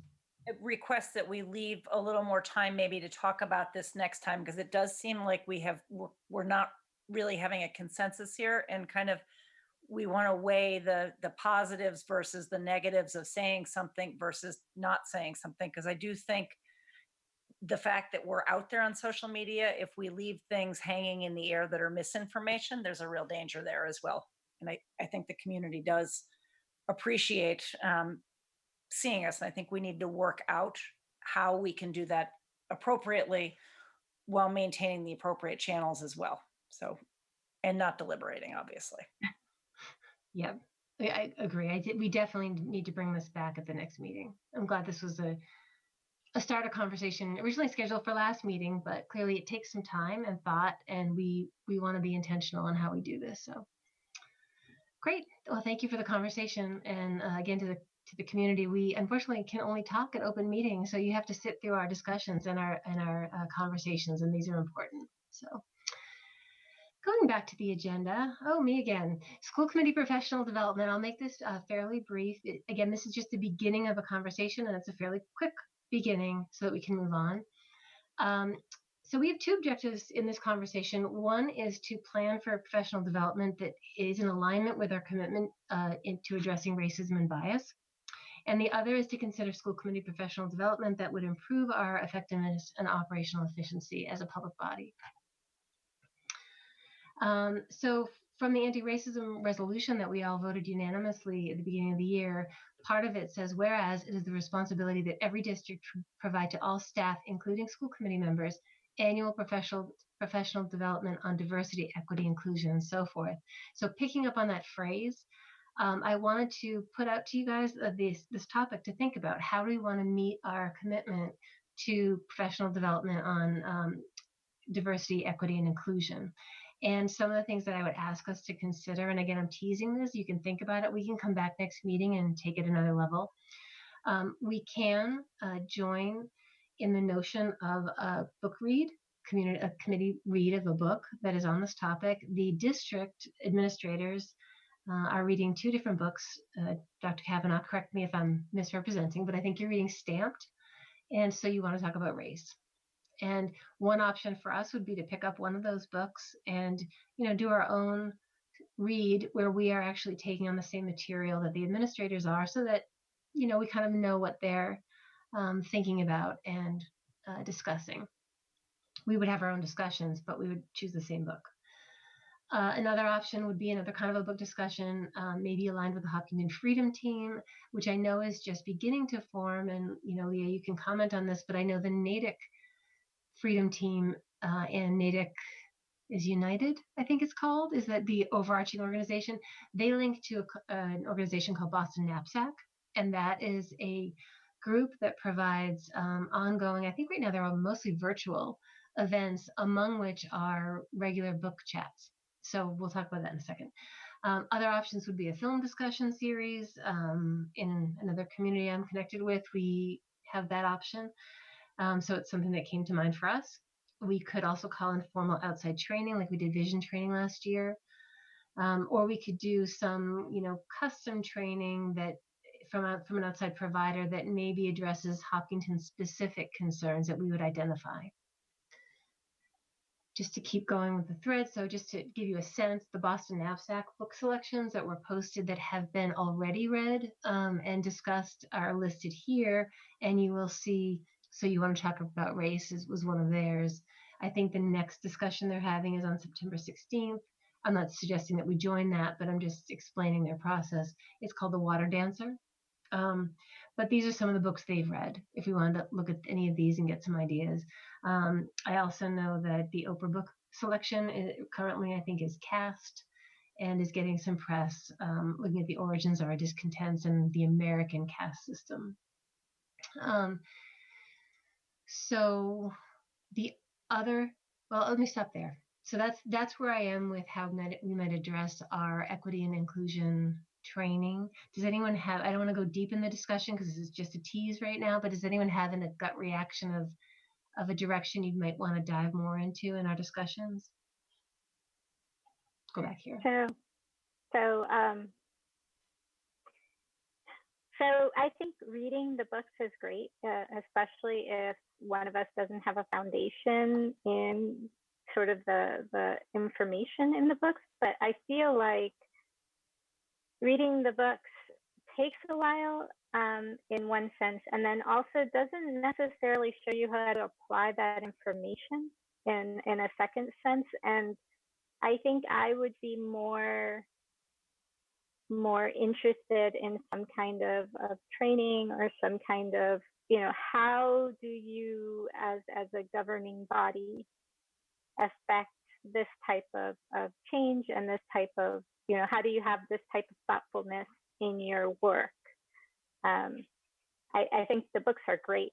So you want to talk about race is awesome. I just worry that the reading of the books and the application of the books are two very different things, right?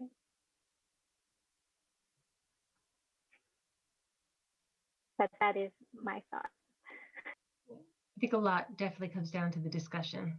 You've read it, you've sort of taken it on sort of passively. Then how do you then apply it? And it may well be, and is likely the case, that it's hard for anyone among us to lead a discussion like that. We may need an outside person who can help guide us, or we may need to connect in with a community that's doing a book study that hasn't, like the Boston Knapsack. I haven't participated myself yet, but there may be opportunities for us to get outside of our bubble and join with the larger community on a conversation. Is anybody strongly inclined to move into formal training? And I can start to look through MASC and other sources, and I would gather that Dr. Kavanaugh and all her research for training for the admin team may be able to point us to providers if we want to at least talk to. But does anyone want me to explore that? I know our budget is not, huge, but it's important work. So if you want me to start to take a look at some formal training options, if you'd want to set aside like a half a day or something, I can certainly do that. I really loved our visions training last year. I thought that was great. And I love that we did it with our town partners and it wasn't just solely school committee. So I'd totally be up for something like that again. My life is a book club, so I'm not sure I want to add more to it. I'm reading all the time and I'm talking about books all the time, which is great, but I got so much more from being challenged in the moment in the vision in the session that we had. So I'd actually prefer that. And I'd really like to do it with our town partners because, the five of us spend a lot of time together and we develop a similar kind of wavelength about some things. But boy, oh boy, wouldn't it be great to grab some other people and make them a part of this conversation so it actually has a real impact? Leah, I wonder if we can task you to maybe take it back to the Freedom Team and find out what other people in the community might be thinking about training. Okay. I'll take Maybe- that on as a task. Okay. All right, let's all think about it, and we'll see if there's any opportunity. I'm guessing that through the Freedom Team would be a good way to connect with our community partners. I think is partly the purpose. So let's talk about it at the next meeting. I just want to get it out there for thinking. We don't want too much time to go by.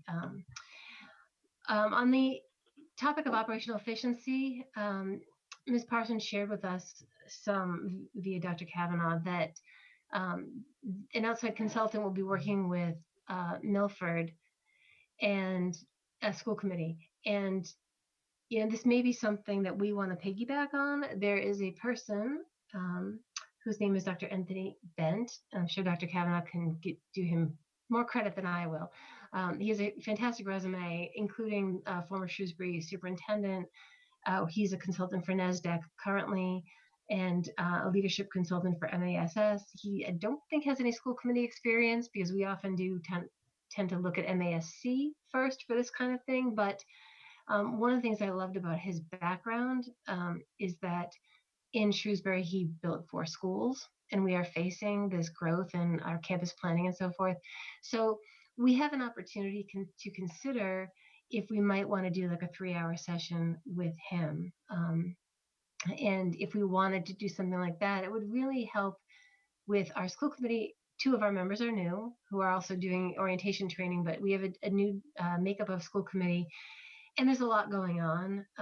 And so it's possible that working with someone like Dr. Bent, we could work more effectively with Dr. Kavanaugh to support her work, and she could maybe use us, leverage us to help in the work that she's doing as well, more efficiently. And maybe someone like Dr. Bent could provide some outside guidance. So I don't know, Dr. Kavanaugh, if you or Ms. Parson have anything to add.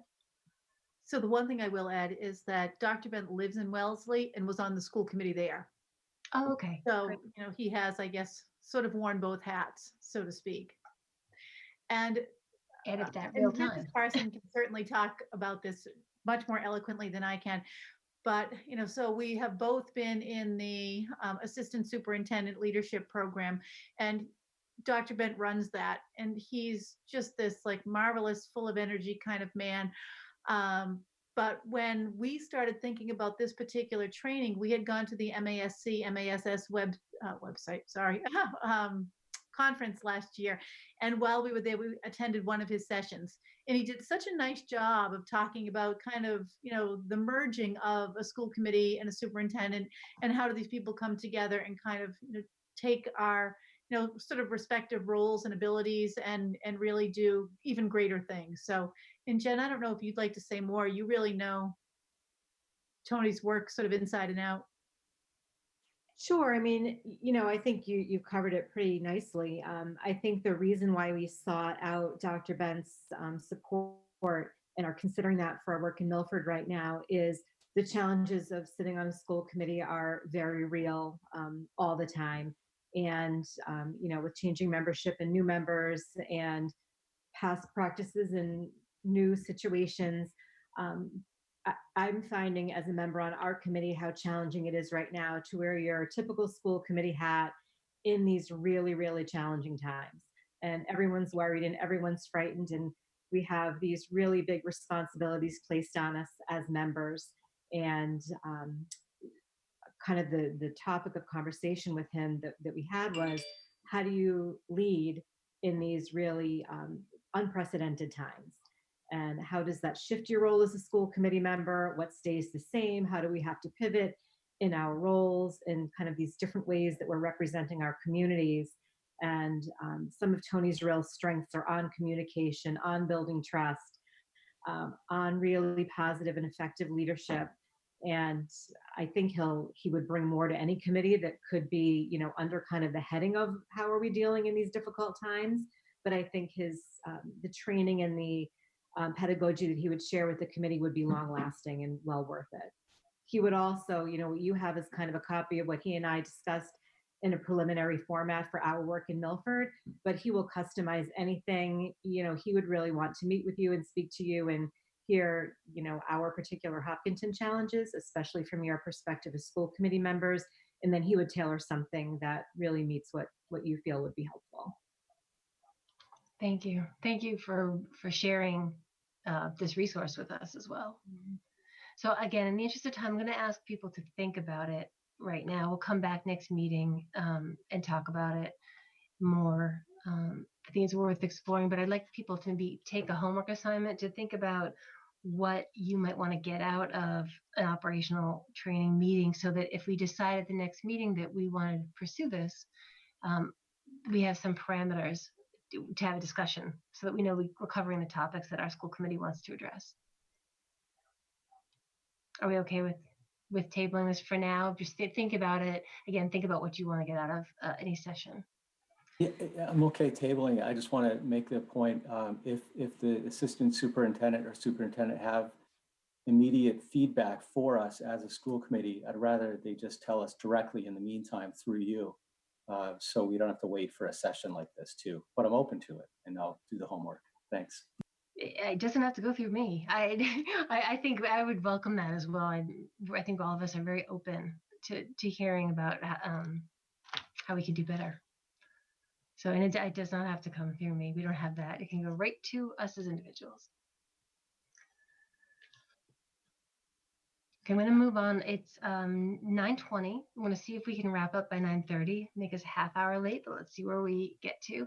We have policy EBCFA face coverings up for the second reading, and I would hope, hopefully, Dr. Kavanaugh, you and the policy working group can share some of the considerations that came through from the community in email and how you talked about those, and it maybe included them or didn't in the revisions. Sure, happy to. We wanted to get this policy back to the school committee tonight, so we did meet at 7 o'clock on Tuesday morning in an effort to get it into this packet on time. And we did receive from people some concerns about what is a good mask. How can we be sure that it's a mask that is safe? And someone had sent us some suggested language, which we actually incorporated right into the policy. So we did add a little bit of language there, because it used to say in school buildings, on school grounds, and on school transportation, but we've added at school sponsored events. So in the case, say, for example, that, kids are on a field trip or something and you need to have your mask on, or you've just gone somewhere else in town as, part of your schoolwork. Certainly we would want kids to have those masks on then. But we did add in all of the aspects of wearing the cloth mask that covers your nose and mouth, fits snugly and comfortably against the side of your face, is secured with ties or ear loops, includes multiple layers of fabric, allows for breathing without restriction, and is able to be laundered and machine dried without damage or changing its shape. We did say that the Hopkinton Public Schools would not allow gaiters, bandanas, or masks with an exhalation valve, and discretion regarding mask efficacy would be left to the building administrators. And we also said that masks should not express the following any obscenities, threats, lewd or vulgar language, and should not carry graphics or slogans that are disruptive to the school day in any way. We said that masks would not be required for anyone with a medical or behavioral challenge. And then just down at the bottom, there was one other change that we made, that the building principal would determine whether the student may be removed from the school building. And we took out the part about with consult with the parents, because ultimately the decision does lie with the principal, and our principals would always call and have a conversation with parents. But we felt like that indicated that there might be like 50-50 weight in terms of a parent and a principal making the decision collaboratively. And in some situations, the principal simply has to determine that the child can't stay in school because that student will not agree to wear a mask for disciplinary reasons. Dr. Kavanaugh, the part that talks about being able to be laundered and machine dried, can it be a disposable mask? It can be a disposable mask, yes, as long as there's, and the paper masks that we have actually purchased are, very effective masks, yes. So I just we wonder may how that add would that. fall under it, because it says in addition to covering, it must wear a face shield in addition. Wait, see, when you wear a cloth mask, it should. And I'm just wondering if we could just add something in, maybe or Sure. be a disposable mask or something, because I think those are actually quite breathable and comfortable. Mhm. Committee members, do you have any questions, or Meg or Leah, do you have any other things to add from the working group?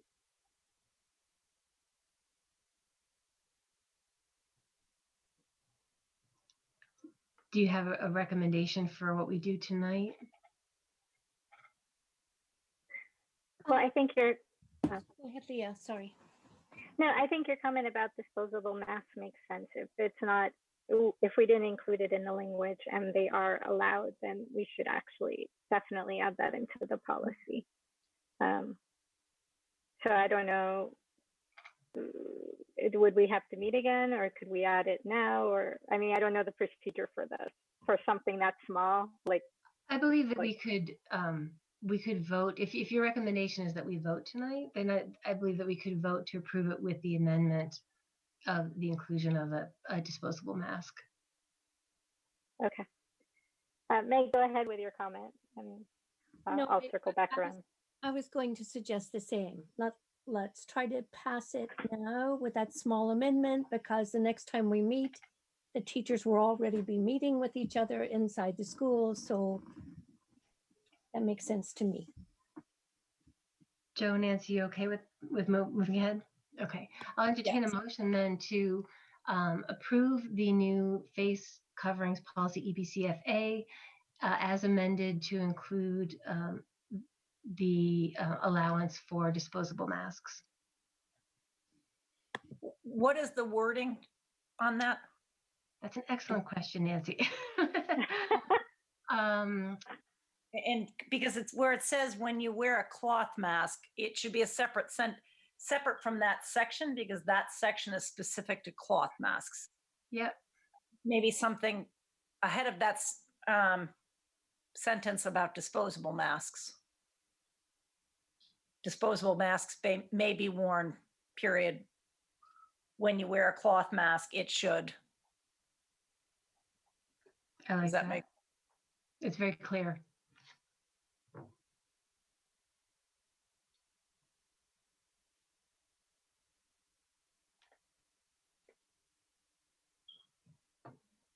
Does anybody want to make a motion to approve as amended with the language Nancy provided?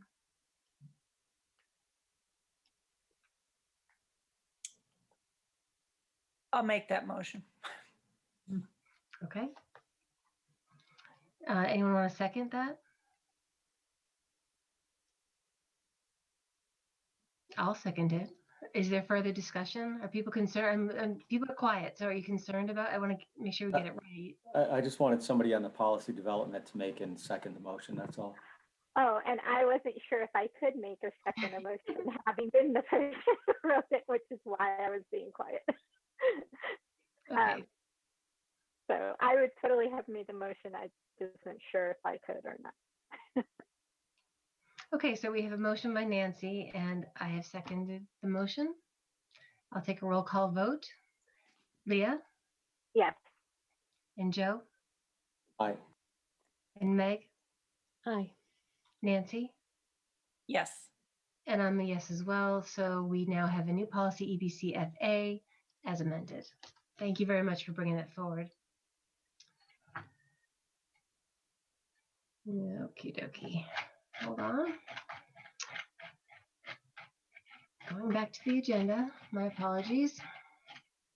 Okay, we have policy JF, school admissions and residency requirements. Dr. Kavanaugh. Sure. So this one, I'm not, are we on our second or third reading of this one? This one, we haven't done anything with. We did talk about it once more, and I don't think that we have made any significant changes since the last time that we looked at this. We did say, that we've included things like if you are living in Hopkinton, you may need to prove legal guardianship. We included all of the protected class language there: race, color, religion, national origin. We indicated that you'd have to have a proof of a current physical and vaccination and immunization. We have said, now this is where I think it gets a little bit trickier down here. The superintendent may request 3 or more of the following documents as proof of residency. So it could be a purchase and sale agreement, a property deed, a record of your most recent mortgage payment, a copy of a fully executed lease, record of the most recent rent payment. So all of those things are in there, and you could have to bring multiple pieces of that to prove your residency. If, however, you are moving to Hopkinton 30 days from the start of the school year, so you're just moving in, and the only thing that you could possibly have at that moment in time to prove residency might be a property deed or a fully executed lease, those are the things that you would bring into us, because you clearly would not have a utility bill or a gas, electric, cable, water, sewer, any of those things yet, because you just moved in. And then the last part of this, which was the one thing that was asked by a person in the community, things that might trigger an investigation. And I think we left it there because it's not untrue. I mean, I understand that it may make people feel like, this would open someone up for targeting. But I will say that when we send sort of United States Postal Service mail out from the public schools, and we find that that mail continues to be returned, we wonder, does that person still live in that house? So that would be the kind of thing that would trigger an investigation. And I know that it feels kind of terrible that it says in bullet 5, anonymous calls reporting suspected residency violations. But that will sometimes happen, that someone says, I know across the street there's a grandma who lives there, and every day a mom comes from another town and drops off, her son, and the son gets on the bus with all the Hopkinton students. So we don't immediately remove that child from the district, but what we do is we use our SRO to just do a residency check. And, as we know, that the student has to be living full-time in Hopkinton, as opposed to living in another community but getting on a bus in front of grandma's house. So we didn't want to be disingenuous and pretend that we wouldn't conduct an investigation in that situation right there. And then finally, the last one is, what's been in effect for a very long time, that if you are a kid who has made it all the way to your senior year of high school and your parents are moving, you can finish out the year at Hopkinton High School. As a member of the committee, I just want to add, well, not committee, working group, I just want to add a comment. With the anonymous phone calls, Dr. Kavanaugh and Meg and I did talk about that a little bit. And we decided that currently there's been very few of them, and the trend has not seemed to be any particular demographic. So it hasn't seemed to be targeting any particular minorities or anything of that sort. If these calls were to start showing a pattern like that, we would revisit the policy to try to make it more equitable.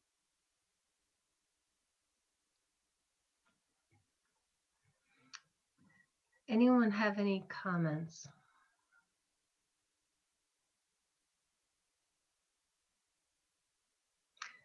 I guess my main comment was, just wondering why we're listing the factors. I mean, I think it is transparent because it is true, but as a policy, the policy is that the superintendent reserves the right to investigate at any time. I mean, that is your prerogative and your requirement as a superintendent. So for me, as a policy, that statement is enough. In practice, I think what we've listed as factors are things that could trigger you. To me, I'm comfortable leaving them out. I mean, you've gone to the trouble to enumerate them, and try to be transparent. I guess I'm okay with leaving them in, but I don't know. I'd be slightly more comfortable with just kind of leaving it. It's the superintendent's right to investigate, because it really is. And this is only a subset of things that might prompt you to say, hey, wait a minute, I need to look into this. We are providing a subset, but it's not a full list, and it's not binding as policy in any way. So I guess that was my one thought on that. The other question I had, and this is it for me on this, is again, with the late breaking immunization guidelines and things like that came from Jesse on the 19th, do we, the timing, some of the timing and the wording of the immunizations, I felt like somehow maybe we needed to reflect that in here. I know we do say has to meet immunization requirements or something, but there's all sorts of language now that's come out around what constitutes a physical exam, whether it's telehealth or I don't know. With all the guidance that just came out, I just felt like, the working group is going to have more to take on board with this, but maybe not. So those are my two thoughts. I will say that if you want to remove those bulleted items, I would have no problem with that, because they probably are procedural, and either way, whether it's there or not, that's what's going to happen. So it doesn't change my role at all. So I'm fine. And I would agree, because we were having that discussion as well. I had just taken the policy versus procedure class, and I kept looking at this thing and I was like, wait, this is a lot of procedure. And so, yeah, I'm perfectly comfortable removing more detail and leaving it at the sentence that you highlighted, with the superintendent reserves the right to investigate at any time if a student's residency is in question. And then the procedure can talk about what currently might be in question, or whatever Dr. Kavanaugh feels is important to put into the procedure.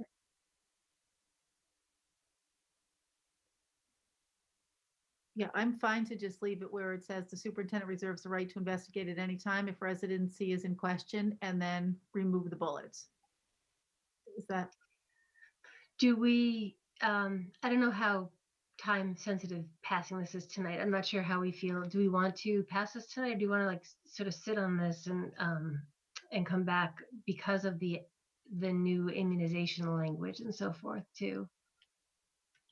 I don't see any rush. Okay. Does anyone else in the committee have a thought on whether to include those bullets or not?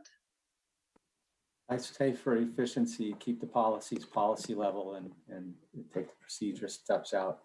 We're kind of a policy governance board, and we should stay out of that level of detail. So I agree with you. Thanks. Yeah. Okay, so I think sadly, or maybe not, I think we might need another reading of this one. Could we send it back to the working group? Sorry. Sorry about that. Okay. And we are, not going to make my time limit. So I need to take a check-in with you. Or can we talk about Dr. Kavanaugh's goals? No. I love Dr. Kavanaugh and I love her goals, but I'm sorry, 3 hours and 37 minutes is my limit. I have got to get out of this chair. Our next meeting is on September 3rd. Can we wait to talk about your goals then? Most assuredly. Okay, so I guess I would encourage committee members, if you've looked at the goals and have any questions, send them off to Dr. Kavanaugh. And I don't think we have any new public comments. Has anyone seen any? Okay. Future agenda items, I made a note from Joe about at some point recognizing the elementary school building committee members. Anything else? Yeah, we had an offer from a historical society member to come in and talk about Hopkinton history as it pertains to Edward Hopkins. So maybe you could schedule that sometime in the fall too. That's wonderful. Thank you. Actually, that would be really interesting for new business to add to our diversity talk as well. Finding out the history of the town in terms of diversity, in terms of what was here before, et cetera. Great. Anything else for new future agenda items? Okay. Items by consensus, that Dr. Kavanaugh. Okay. This is mine. final line of the night. As superintendent, I recommend the school committee approve the items by consensus as outlined in your agenda. I had one minor Oh. correction. Sorry, before you make your motion, I should, on our minutes from 5/21, that was the meeting at which the school committee members discussed our individual thoughts on your evaluation, Dr. Kavanaugh. And I just didn't think that the minutes captured that we actually discussed our individual feedback on the evaluation rubrics, because that's actually what we did. And I think the minutes didn't quite capture that. It talked about discussing process, and people would feed their feedback into, I think at the time, Nancy. But it didn't actually, we spent the hour actually going through the rubric and sharing our thoughts. And I thought that maybe should be reflected more accurately. So I was just going to pull out 5/21 from our consensus, if that's okay. And then I can work with Georgette to maybe edit. So I take a motion to approve the items by consensus except item F, the minutes from May 21st. So moved. Motion by Meg, Second. second by Leah, and I'll do a roll call vote. Leah, Yes. Joe, Aye. Meg, Aye. Nancy, Yes. and I'm a yes as well. That brings us to 9:05 adjournment, so it must be 9:05. No, it is not. It is 9:39, and I will take a motion for adjournment. So moved. Meg, motion by Meg, Second. second by Nancy, and I'll take a roll call vote. Leah, Yes. Joe, Aye. Meg, Aye. Nancy, Yes. and I'm an aye as well. So we are adjourned at 9:39. Our next meeting is on September 3rd. Hopefully, we will work together to all be in person and have it broadcast by HCAM for the community. Thank you very much to everybody for staying up late, and thank you to the community for watching. Good night. Thank you. Good night. Good night.